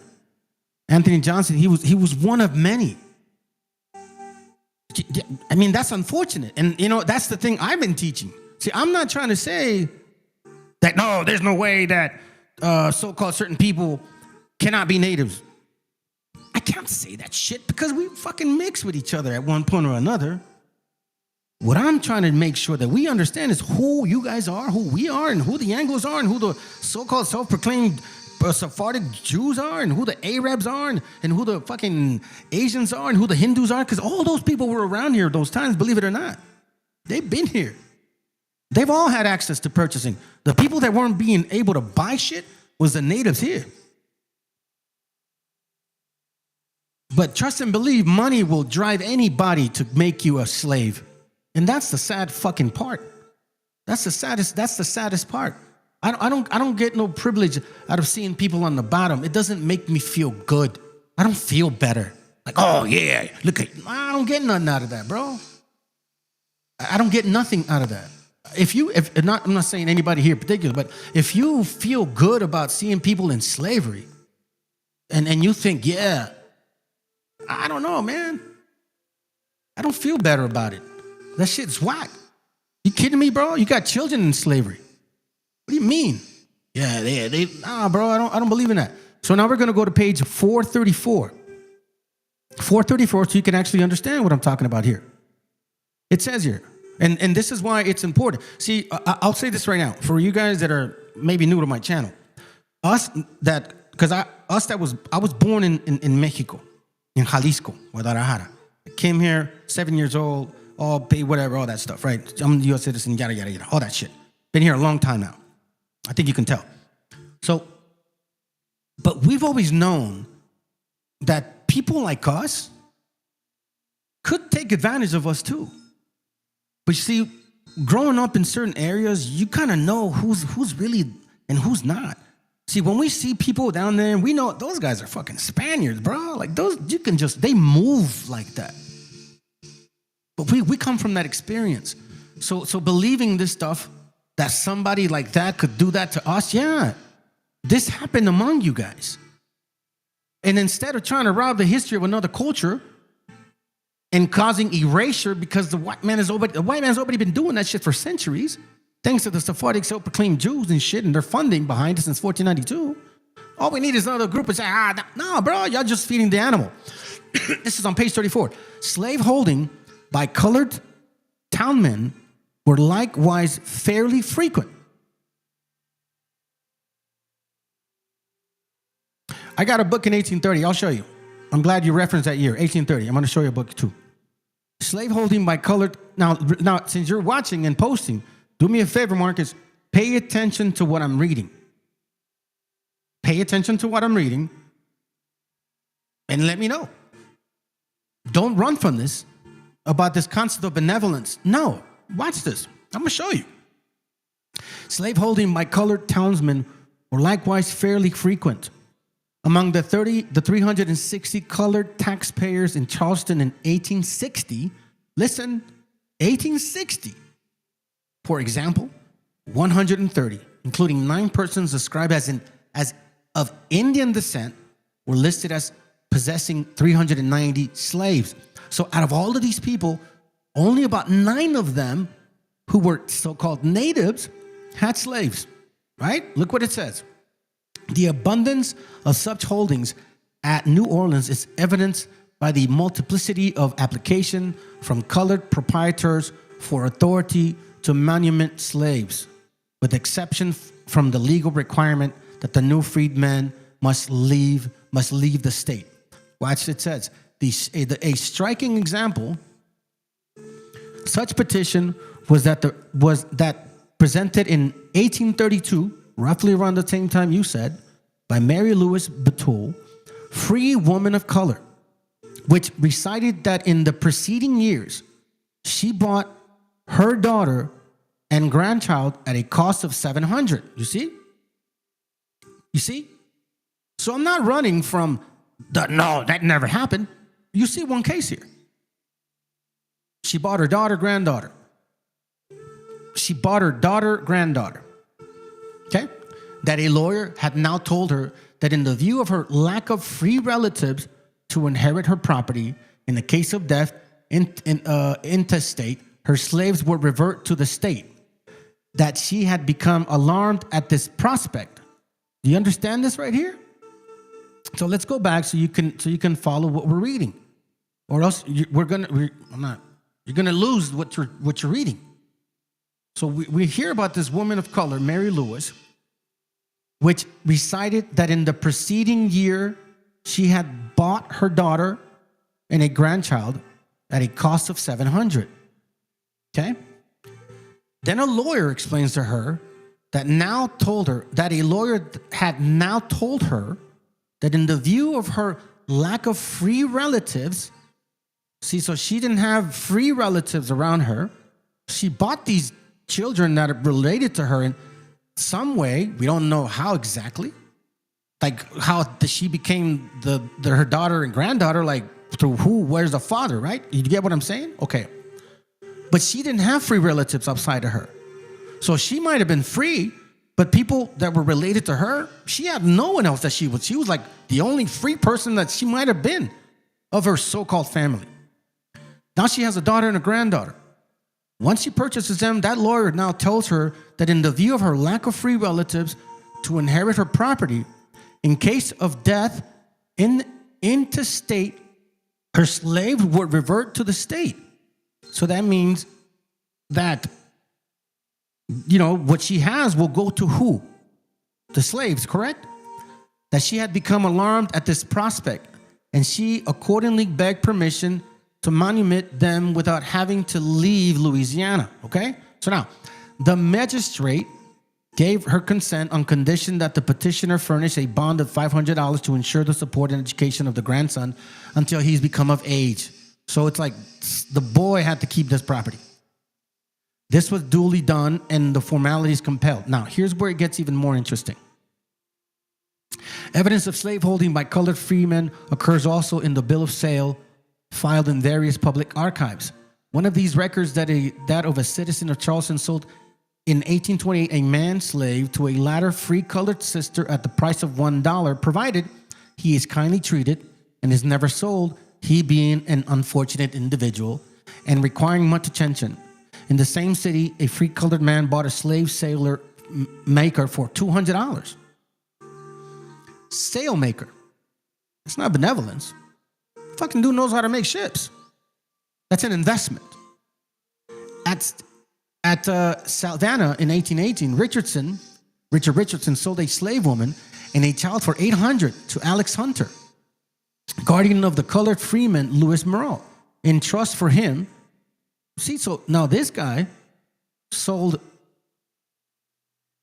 a free woman, or sold a slave woman and a child. Richard was a black dude. Alex Hunter, another black man. Guardian of the colored freedmen, Louis Morrell, in trust for him. And in 1833, Anthony, Ordingo, free colored, having obtained through his guardian an order of court, sold a slave woman to the highest bidder for $385. Who are you? That's not benevolence. Now check this out. This is when it gets even deep. This is when it gets even deep. Page 436. Now let's really see how they truly feel. The free colored population, native of Louisiana, meaning those that live in Louisiana, right? That live in there for quite some time, own slaves, and they are dearly attached to their native land. And they are ready to shed their blood for her defense. They have no sympathy for abolitionism, meaning they were not interested in abolishing slavery. No love for the North, for they have plenty for Louisiana.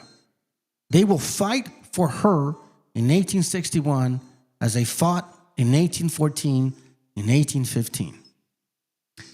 If they had made no demonstration, it is because they have no right to meddle with politics, but not because they are not well pleased. All they ask is to have a chance, and they will be worthy sons of Louisiana. You see this right here? Now, it continues. Why? Oral testimony gathered by the President Winter from old residents in various quarters of the South support the suggestion of this letter that many of the well-to-do colored freedmen tended to prize their distinctive position so strongly as to deplore any prospect of a general emancipation for fear it would submerge them in the great black mass. Who are you?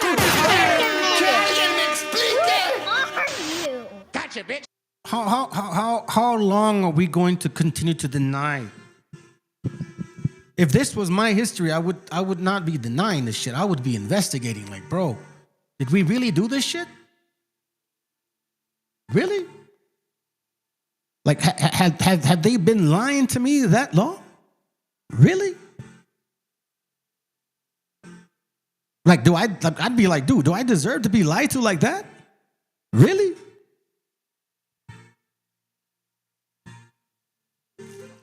Let's continue with the session.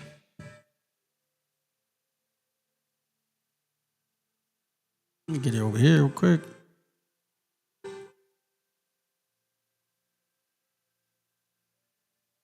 Let's continue with this because I'm going to show you some stuff. We'll go, since you're new, I'll show you. This is from, let me see.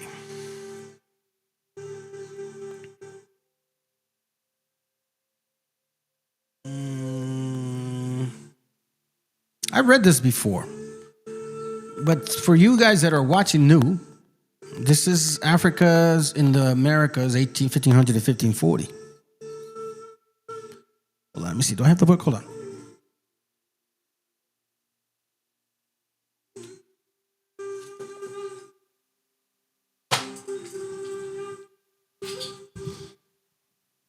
It's called The African Americans by Many Rivers Crossed.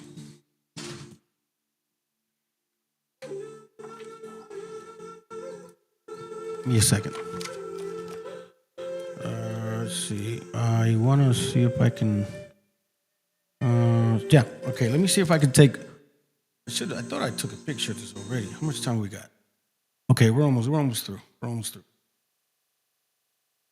me share this.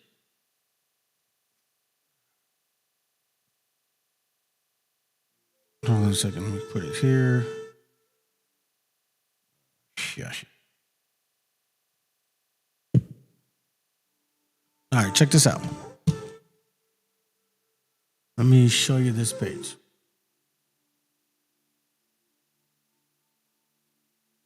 Then we'll go to that one. Okay. It says here, how can one measure all that was lost in the systemic destruction or dislocation of the civilization of the peoples whom we know today as Native Americans? How can one fully take the toll in human suffering and in irrecoverable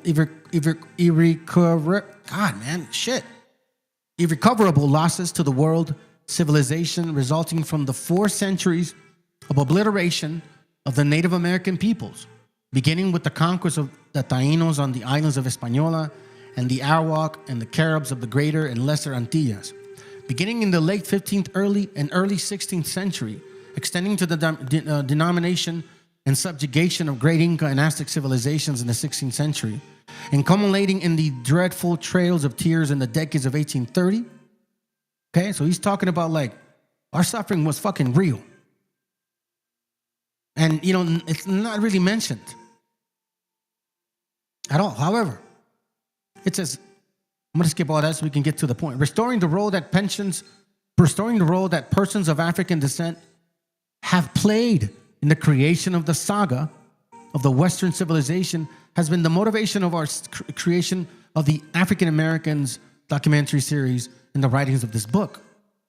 The repopulating of the Western Hemisphere through a series of voluntary and involuntary migrations over the past 500 years was never a one-sided process, and it was never solely a European experience.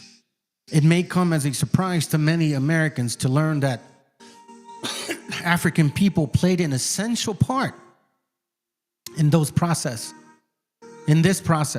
From the very beginning, according to one source, from the very beginning.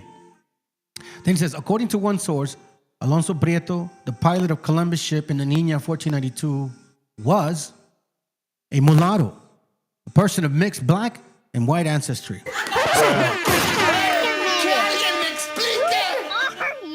Critical race theory is a lie. Your stories did not start in 1619. In 1502, the great Italian explorer was accompanied by a black cabin boy named Diego. The year of Columbus returned from the final voyage of the Americas in 1504. You see this right here? In 1508, Ponce de Leon, usually remembered for his exploration of Florida in search of the legendary king of Ethiopia, they never found, Preston John, and his fabled fountain of youth, took armed black men with him to conquer Puerto Rico. Who are you? Diego Velázquez from 1511 to 1512 employed other Africans to help seize Cuba. In fact, Velázquez advised King Ferdinand that many black slaves had assisted him in the conquest of the islands. Made by claiming. Hold on a second.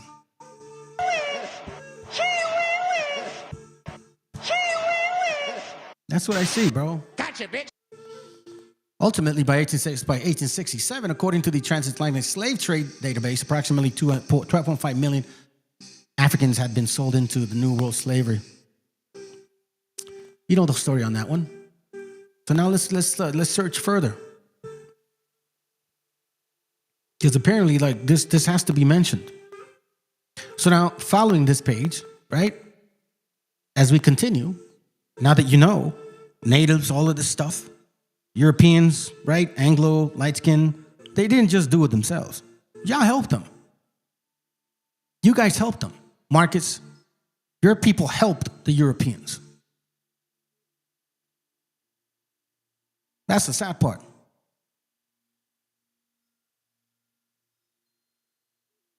What happened? Let's see. Ricardo Ignacio shadow banned me for calling blacks out for their racist view.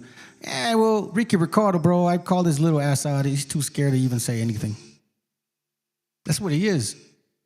You know what I'm saying? Like, he goes and attacks light-skinned people that are considered, that they claim to be indigenous, but he never attacks them.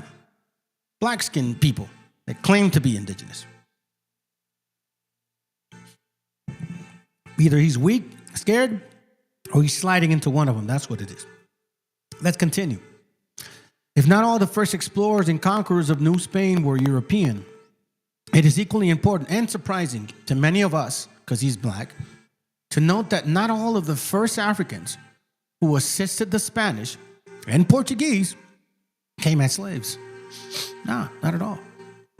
Some untold number of free people of African descent, black conquistadors, born in Africa or on the Iberian Peninsula, also accompanied Spanish conquistadors, such as Hernán Cortés and Ponce de León. Now, keep in mind, black conquistadors, Ponce de León, Hernán Cortés, Hernán de Soto, Christopher Columbus.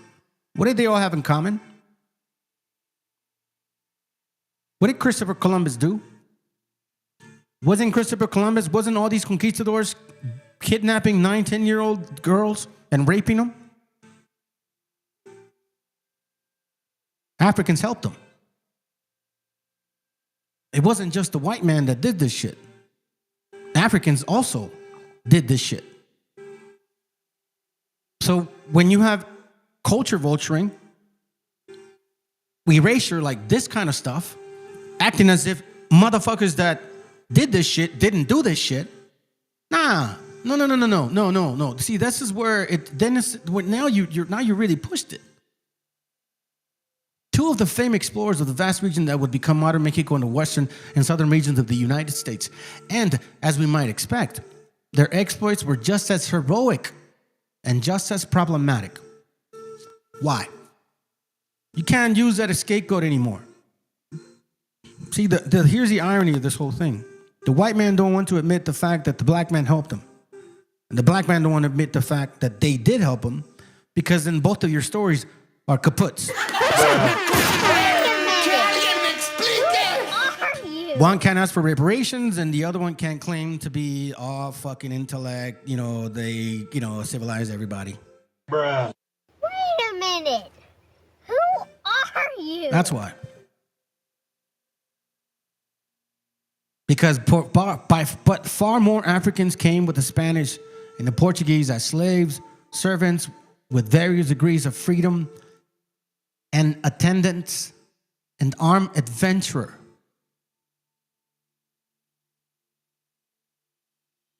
You see this?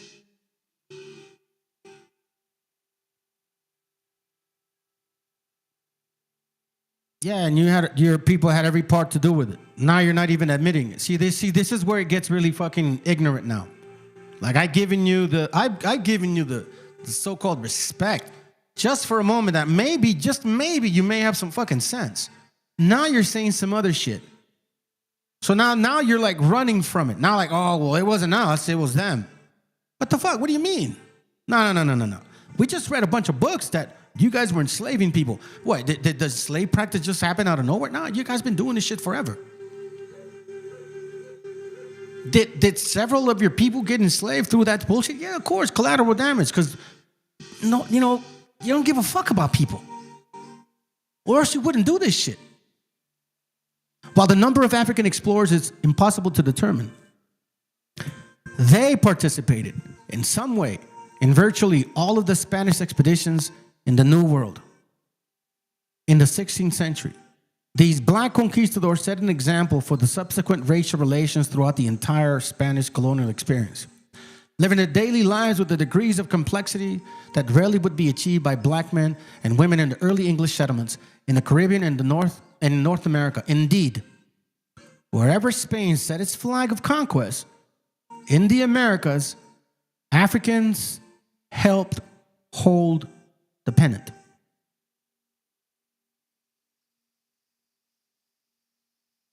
See this shit right here? Black conquistadors, Juan Bardelas, Juan Garcia, and Juan Beltran are but a few of the better known people of African descent who helped transform the Western Hemisphere. Family, I would advise you to read a book called Dogs of Conquest. I would really, really advise you to read a book called Dogs of Conquest.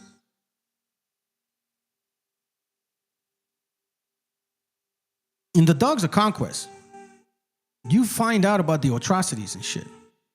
And see, this is, when I get deep into this stuff, people that watch this channel or they're new or subscribed, this is not a fucking Candyland channel.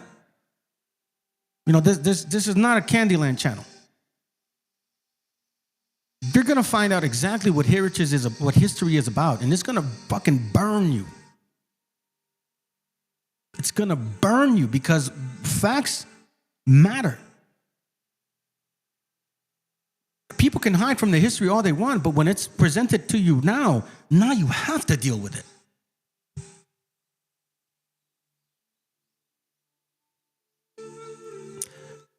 You don't want to go there, man. I'll fucking debunk your shit when it comes to the Bible. The Iberian Peninsula was named after the Iberia. That's a bullshit story. Oh my God, dude. Oh fuck. This is even getting more interesting. Matter of fact, do yourself a favor, Marcus. Don't post shit no more, because you're not listening. You're not listening. Don't post shit no more. Do yourself a favor, because apparently you're not an adult. You still are like a fucking child and shit. Read Shlomo Sands, The Invention of the Jews. He debunks your shit, and he also debunks Khazari as well. So he put both of you guys in place. Not at all. And here's even the most fucking interesting part about this bullshit. Because here, matter of fact, I'll show you. Here's how stupid you are, Marcus. Here's how stupid you are, okay? You want to run to Deuteronomy 28, right? You claim you're those people. Like, island, name Iberia. Okay, sounds good. The Bible said otherwise. The Bible said in Deuteronomy 28:36, it talked about this real quick. It said, the Lord shall bring thee and thy kings which thou shalt set over thee unto a nation which neither thou nor thy fathers have known.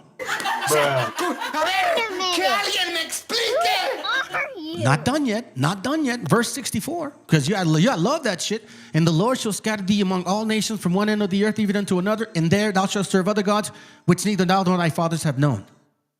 Hold on. Verse 49. Let me go back to that again.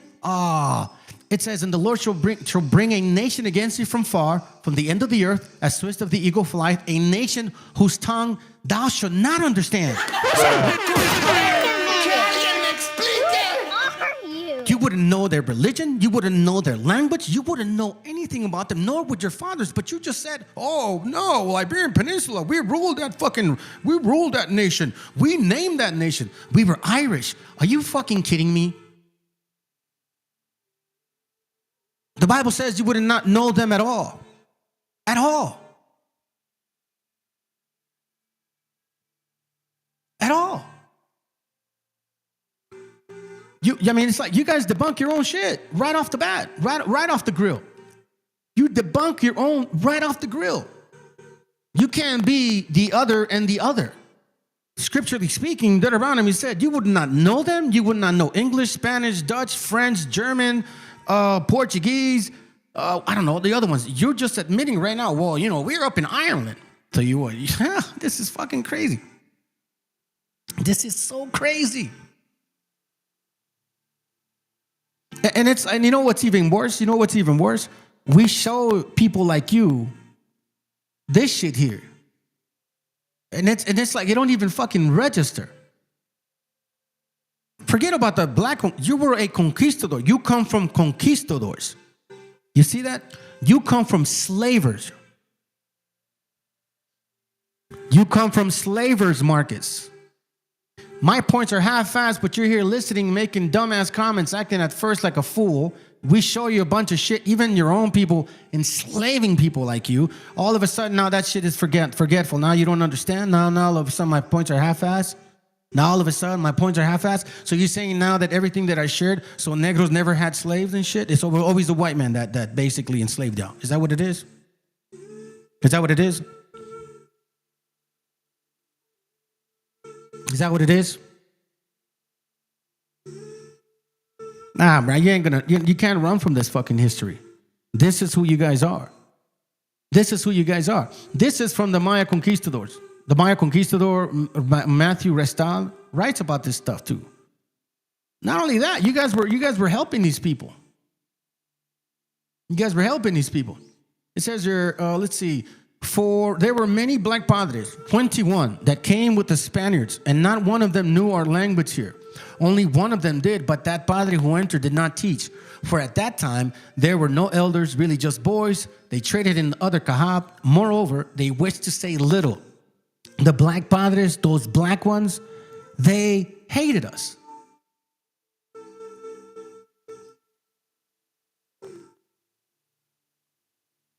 Page 162.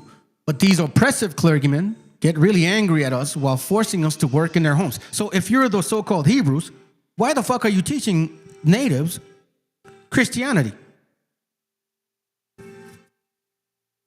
And in order for you to be a padre, that means you went through school for a long time before you were teaching the Christian compendium. For those black men, it says here, but these oppressive clergymen get really angry at us while forcing us to work in their homes, doing whatever they tell us to do. For those black men, you see that? Black conquistadors, black buck-breaking slavers, black padres have their own homes and servants and their own horses and rabbits. Further, as we have settled in the Ardakaha, we are providing them with food and household goods. They have neither paid a thing, nor do we ask them to, for they are ashamed of us and afraid of us too. Although they are the Ka guardians and are given the responsibility and are asked to go to each Ka. And as they are not paid by the bishop's Ka, the burden of it is given to us, but there is no salary. So now we give them much food, and they do not pay us. So here it goes. Skip it. Let me go back. May you, the governor, Don Luis Cespedo de Oviedo, see that we do not have many things, for we are always being robbed. This is the very reason why there is discord with the bishop that is here in this province, and discord with all the black padres. Where are you?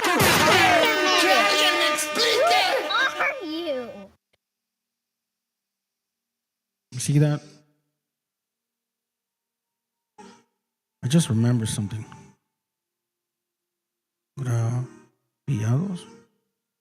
Gravios? Ah, man.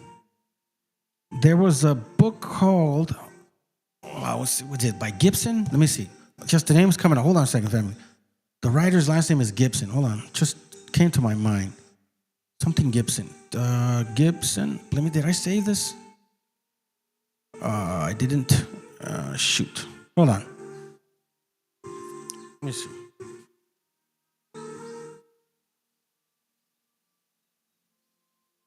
Give me a second. Let me see if I can find it.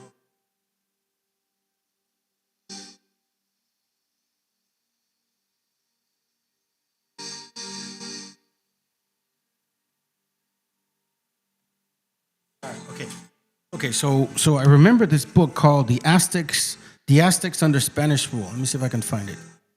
The Aztecs. Nah, I didn't save it. But I have it here. Hold on. Maybe if I can find it real quick. Hold on. I think it's right here. Hold on. Spanish, almost maintain a conquest. There's a section where it talks about how the problem that the natives had wasn't necessarily when they lived. Spaniards were neighbors to them. It wasn't necessarily the Spaniards that were causing the issues. It was the agravios, I think. Agravios, I think that's what it's called, I think. Agravios. My bad. Let me see if it's here. Yep, this is it right here. Hold on, let me show you this. So you guys can see. The Aztecs under Spanish rule, okay? Go back to the page. Aztecs under Spanish rule, page 229. It says here, apart from direct land alienation, certain secondary features of Spanish landholding seriously affected Indian welfare. The presence of a Spanish property near an Indian community commonly resulted in what were called offenses or agravios by Negro servants, usually robbery and forced entry into Indian houses. Where are you? You can't get through these people, bro. There's no need for it. Jacob, you can't help them. They're helpless. It's just helpless. There's no need for it no more. It's just a waste of time. All we got to do is just keep, just show the proof, and that's it. That's it. They can cry all they want. They can fucking make excuses and then run to the Bible. Then they get debunked with that shit. And it's like, whatever. Oh, and then they'll say something about, you're obsessed. This is funny. Who are you? Listen, I got so many more things to cover. You guys are just a scrap of the shit. This is easy for me. Like, bringing this shit up for me, this is easy. Like, I've been slaying Canaanites for a while, and that's where you're probably from. You know what I mean? I don't know if anybody's told you, but more than likely, you are a Canaanite. The spirit that you move in specifically, yeah, you're just passive-aggressive. You're a passive-aggressive Canaanite. It's just a matter of time before things start changing. And I'm sorry if I hurt people's feelings. I don't get a lot of views. It's all good. I don't need to. Hold on. There's no other channel that's been putting this down. And I don't favor no fucking, nah, hell no. If you had something to do with the slavery of our people since 1492, you're going to hear me bring this shit out. You're going to bring this shit out. Other than that, family, thank you for watching, man. I'll see you guys soon. Hey, by the way, tomorrow, we're going to go through that. In case you guys don't know, I'm going to have Vega over here. We're going to cover a lot. It's going to be fire, man. I hope you guys can attend tomorrow, all right? Have a good night, fam. For sure. Hope you appreciate it.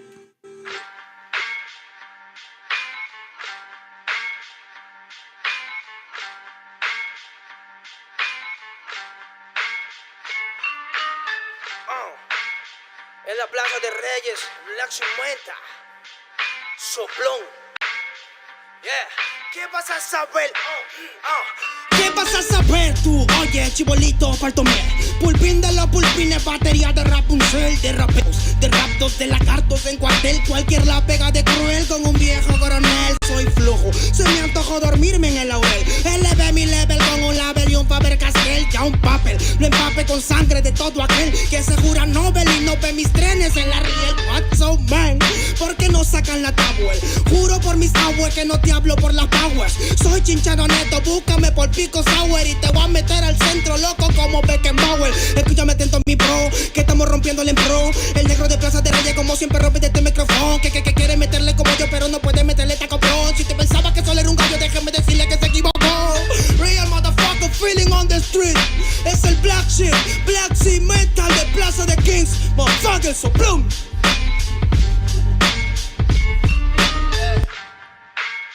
Nero Luigi, man, desempeño en la victoria para que sepa. Incas Mo, Money Gang Gang, yeah.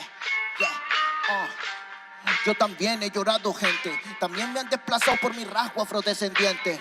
Sí, un perro no habla pero siente. Cuento historias callejeras pa' barrios de delincuentes. Soy un perro que te ladra, que te muerde y que te huele, nene. Soy más que Lele, ustedes para mí son pelele. Con mi jauría todo el día en busca de los cheles. Tengo un perro en fiscalía que nos mueve los papeles y otro en la comisaría para evitar el susto. Muchas veces me han llevado por solo como luzco. Perdón, madre mía, si yo le causé un disgusto, pero en esta vía yo crecí rodeado de perros chuscos.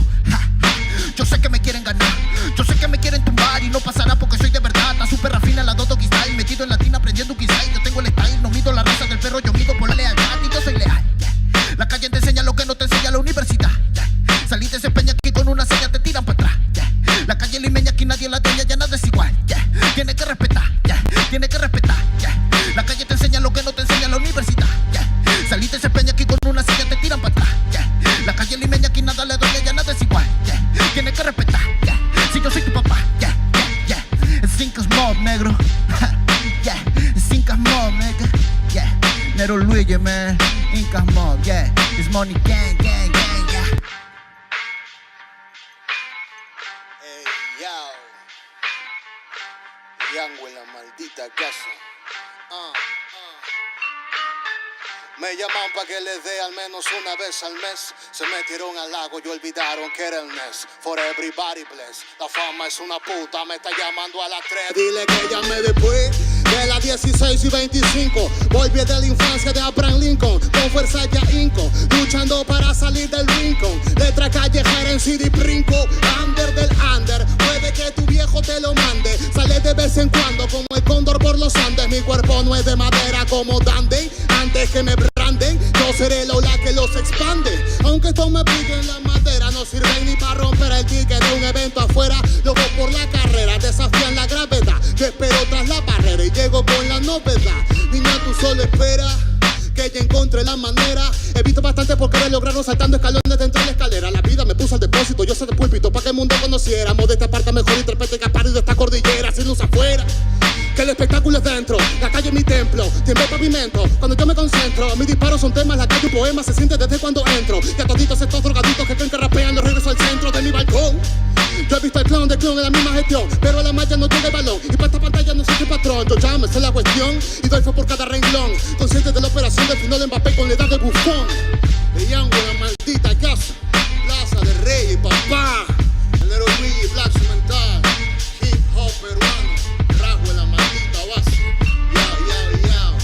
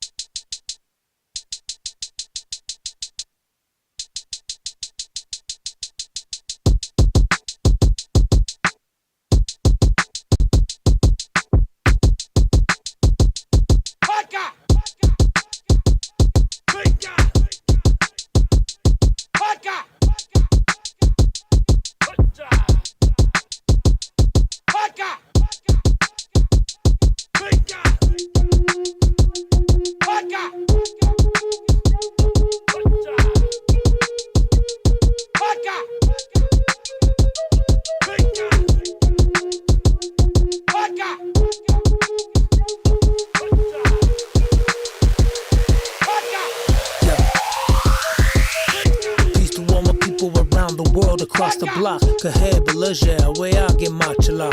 Who reporting live from the universe? It's the First Nations MC. You could do the search. Who been through the worst? Surviving genocide, fighting for a better life. They try to set aside the true history and keep us mystical. They say they founded this country on biblical principles.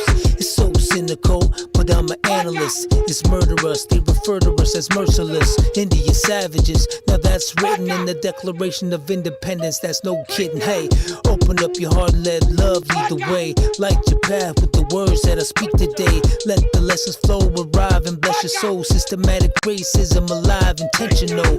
Know better, do better, it's the motto. It's the good medicine, the hard pill to swallow. Know better, do better, it's the motto. It's the good medicine, the hard pill to swallow. His daily life was filled with ceremony, and every act had some significance. The Indians believed in the spiritual, the mysterious.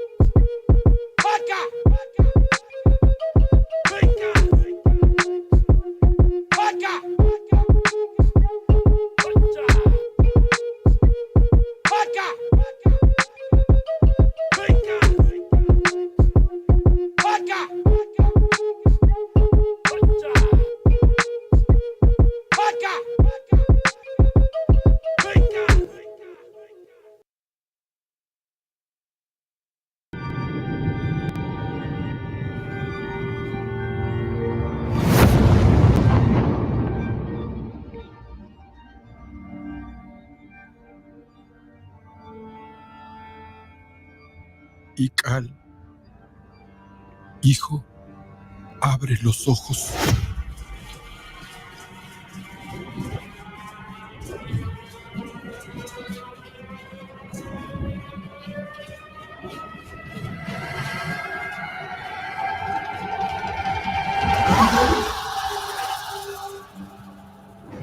Tu cuerpo se queda con nosotros, pero tu espíritu debe seguir.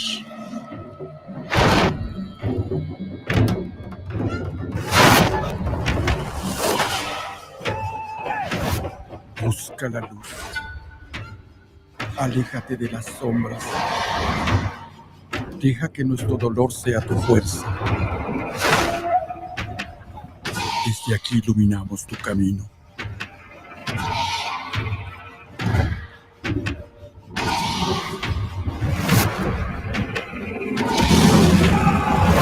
Lucha como nosotros ante esta pena tan grande. Yo soy tú. Tú eres yo.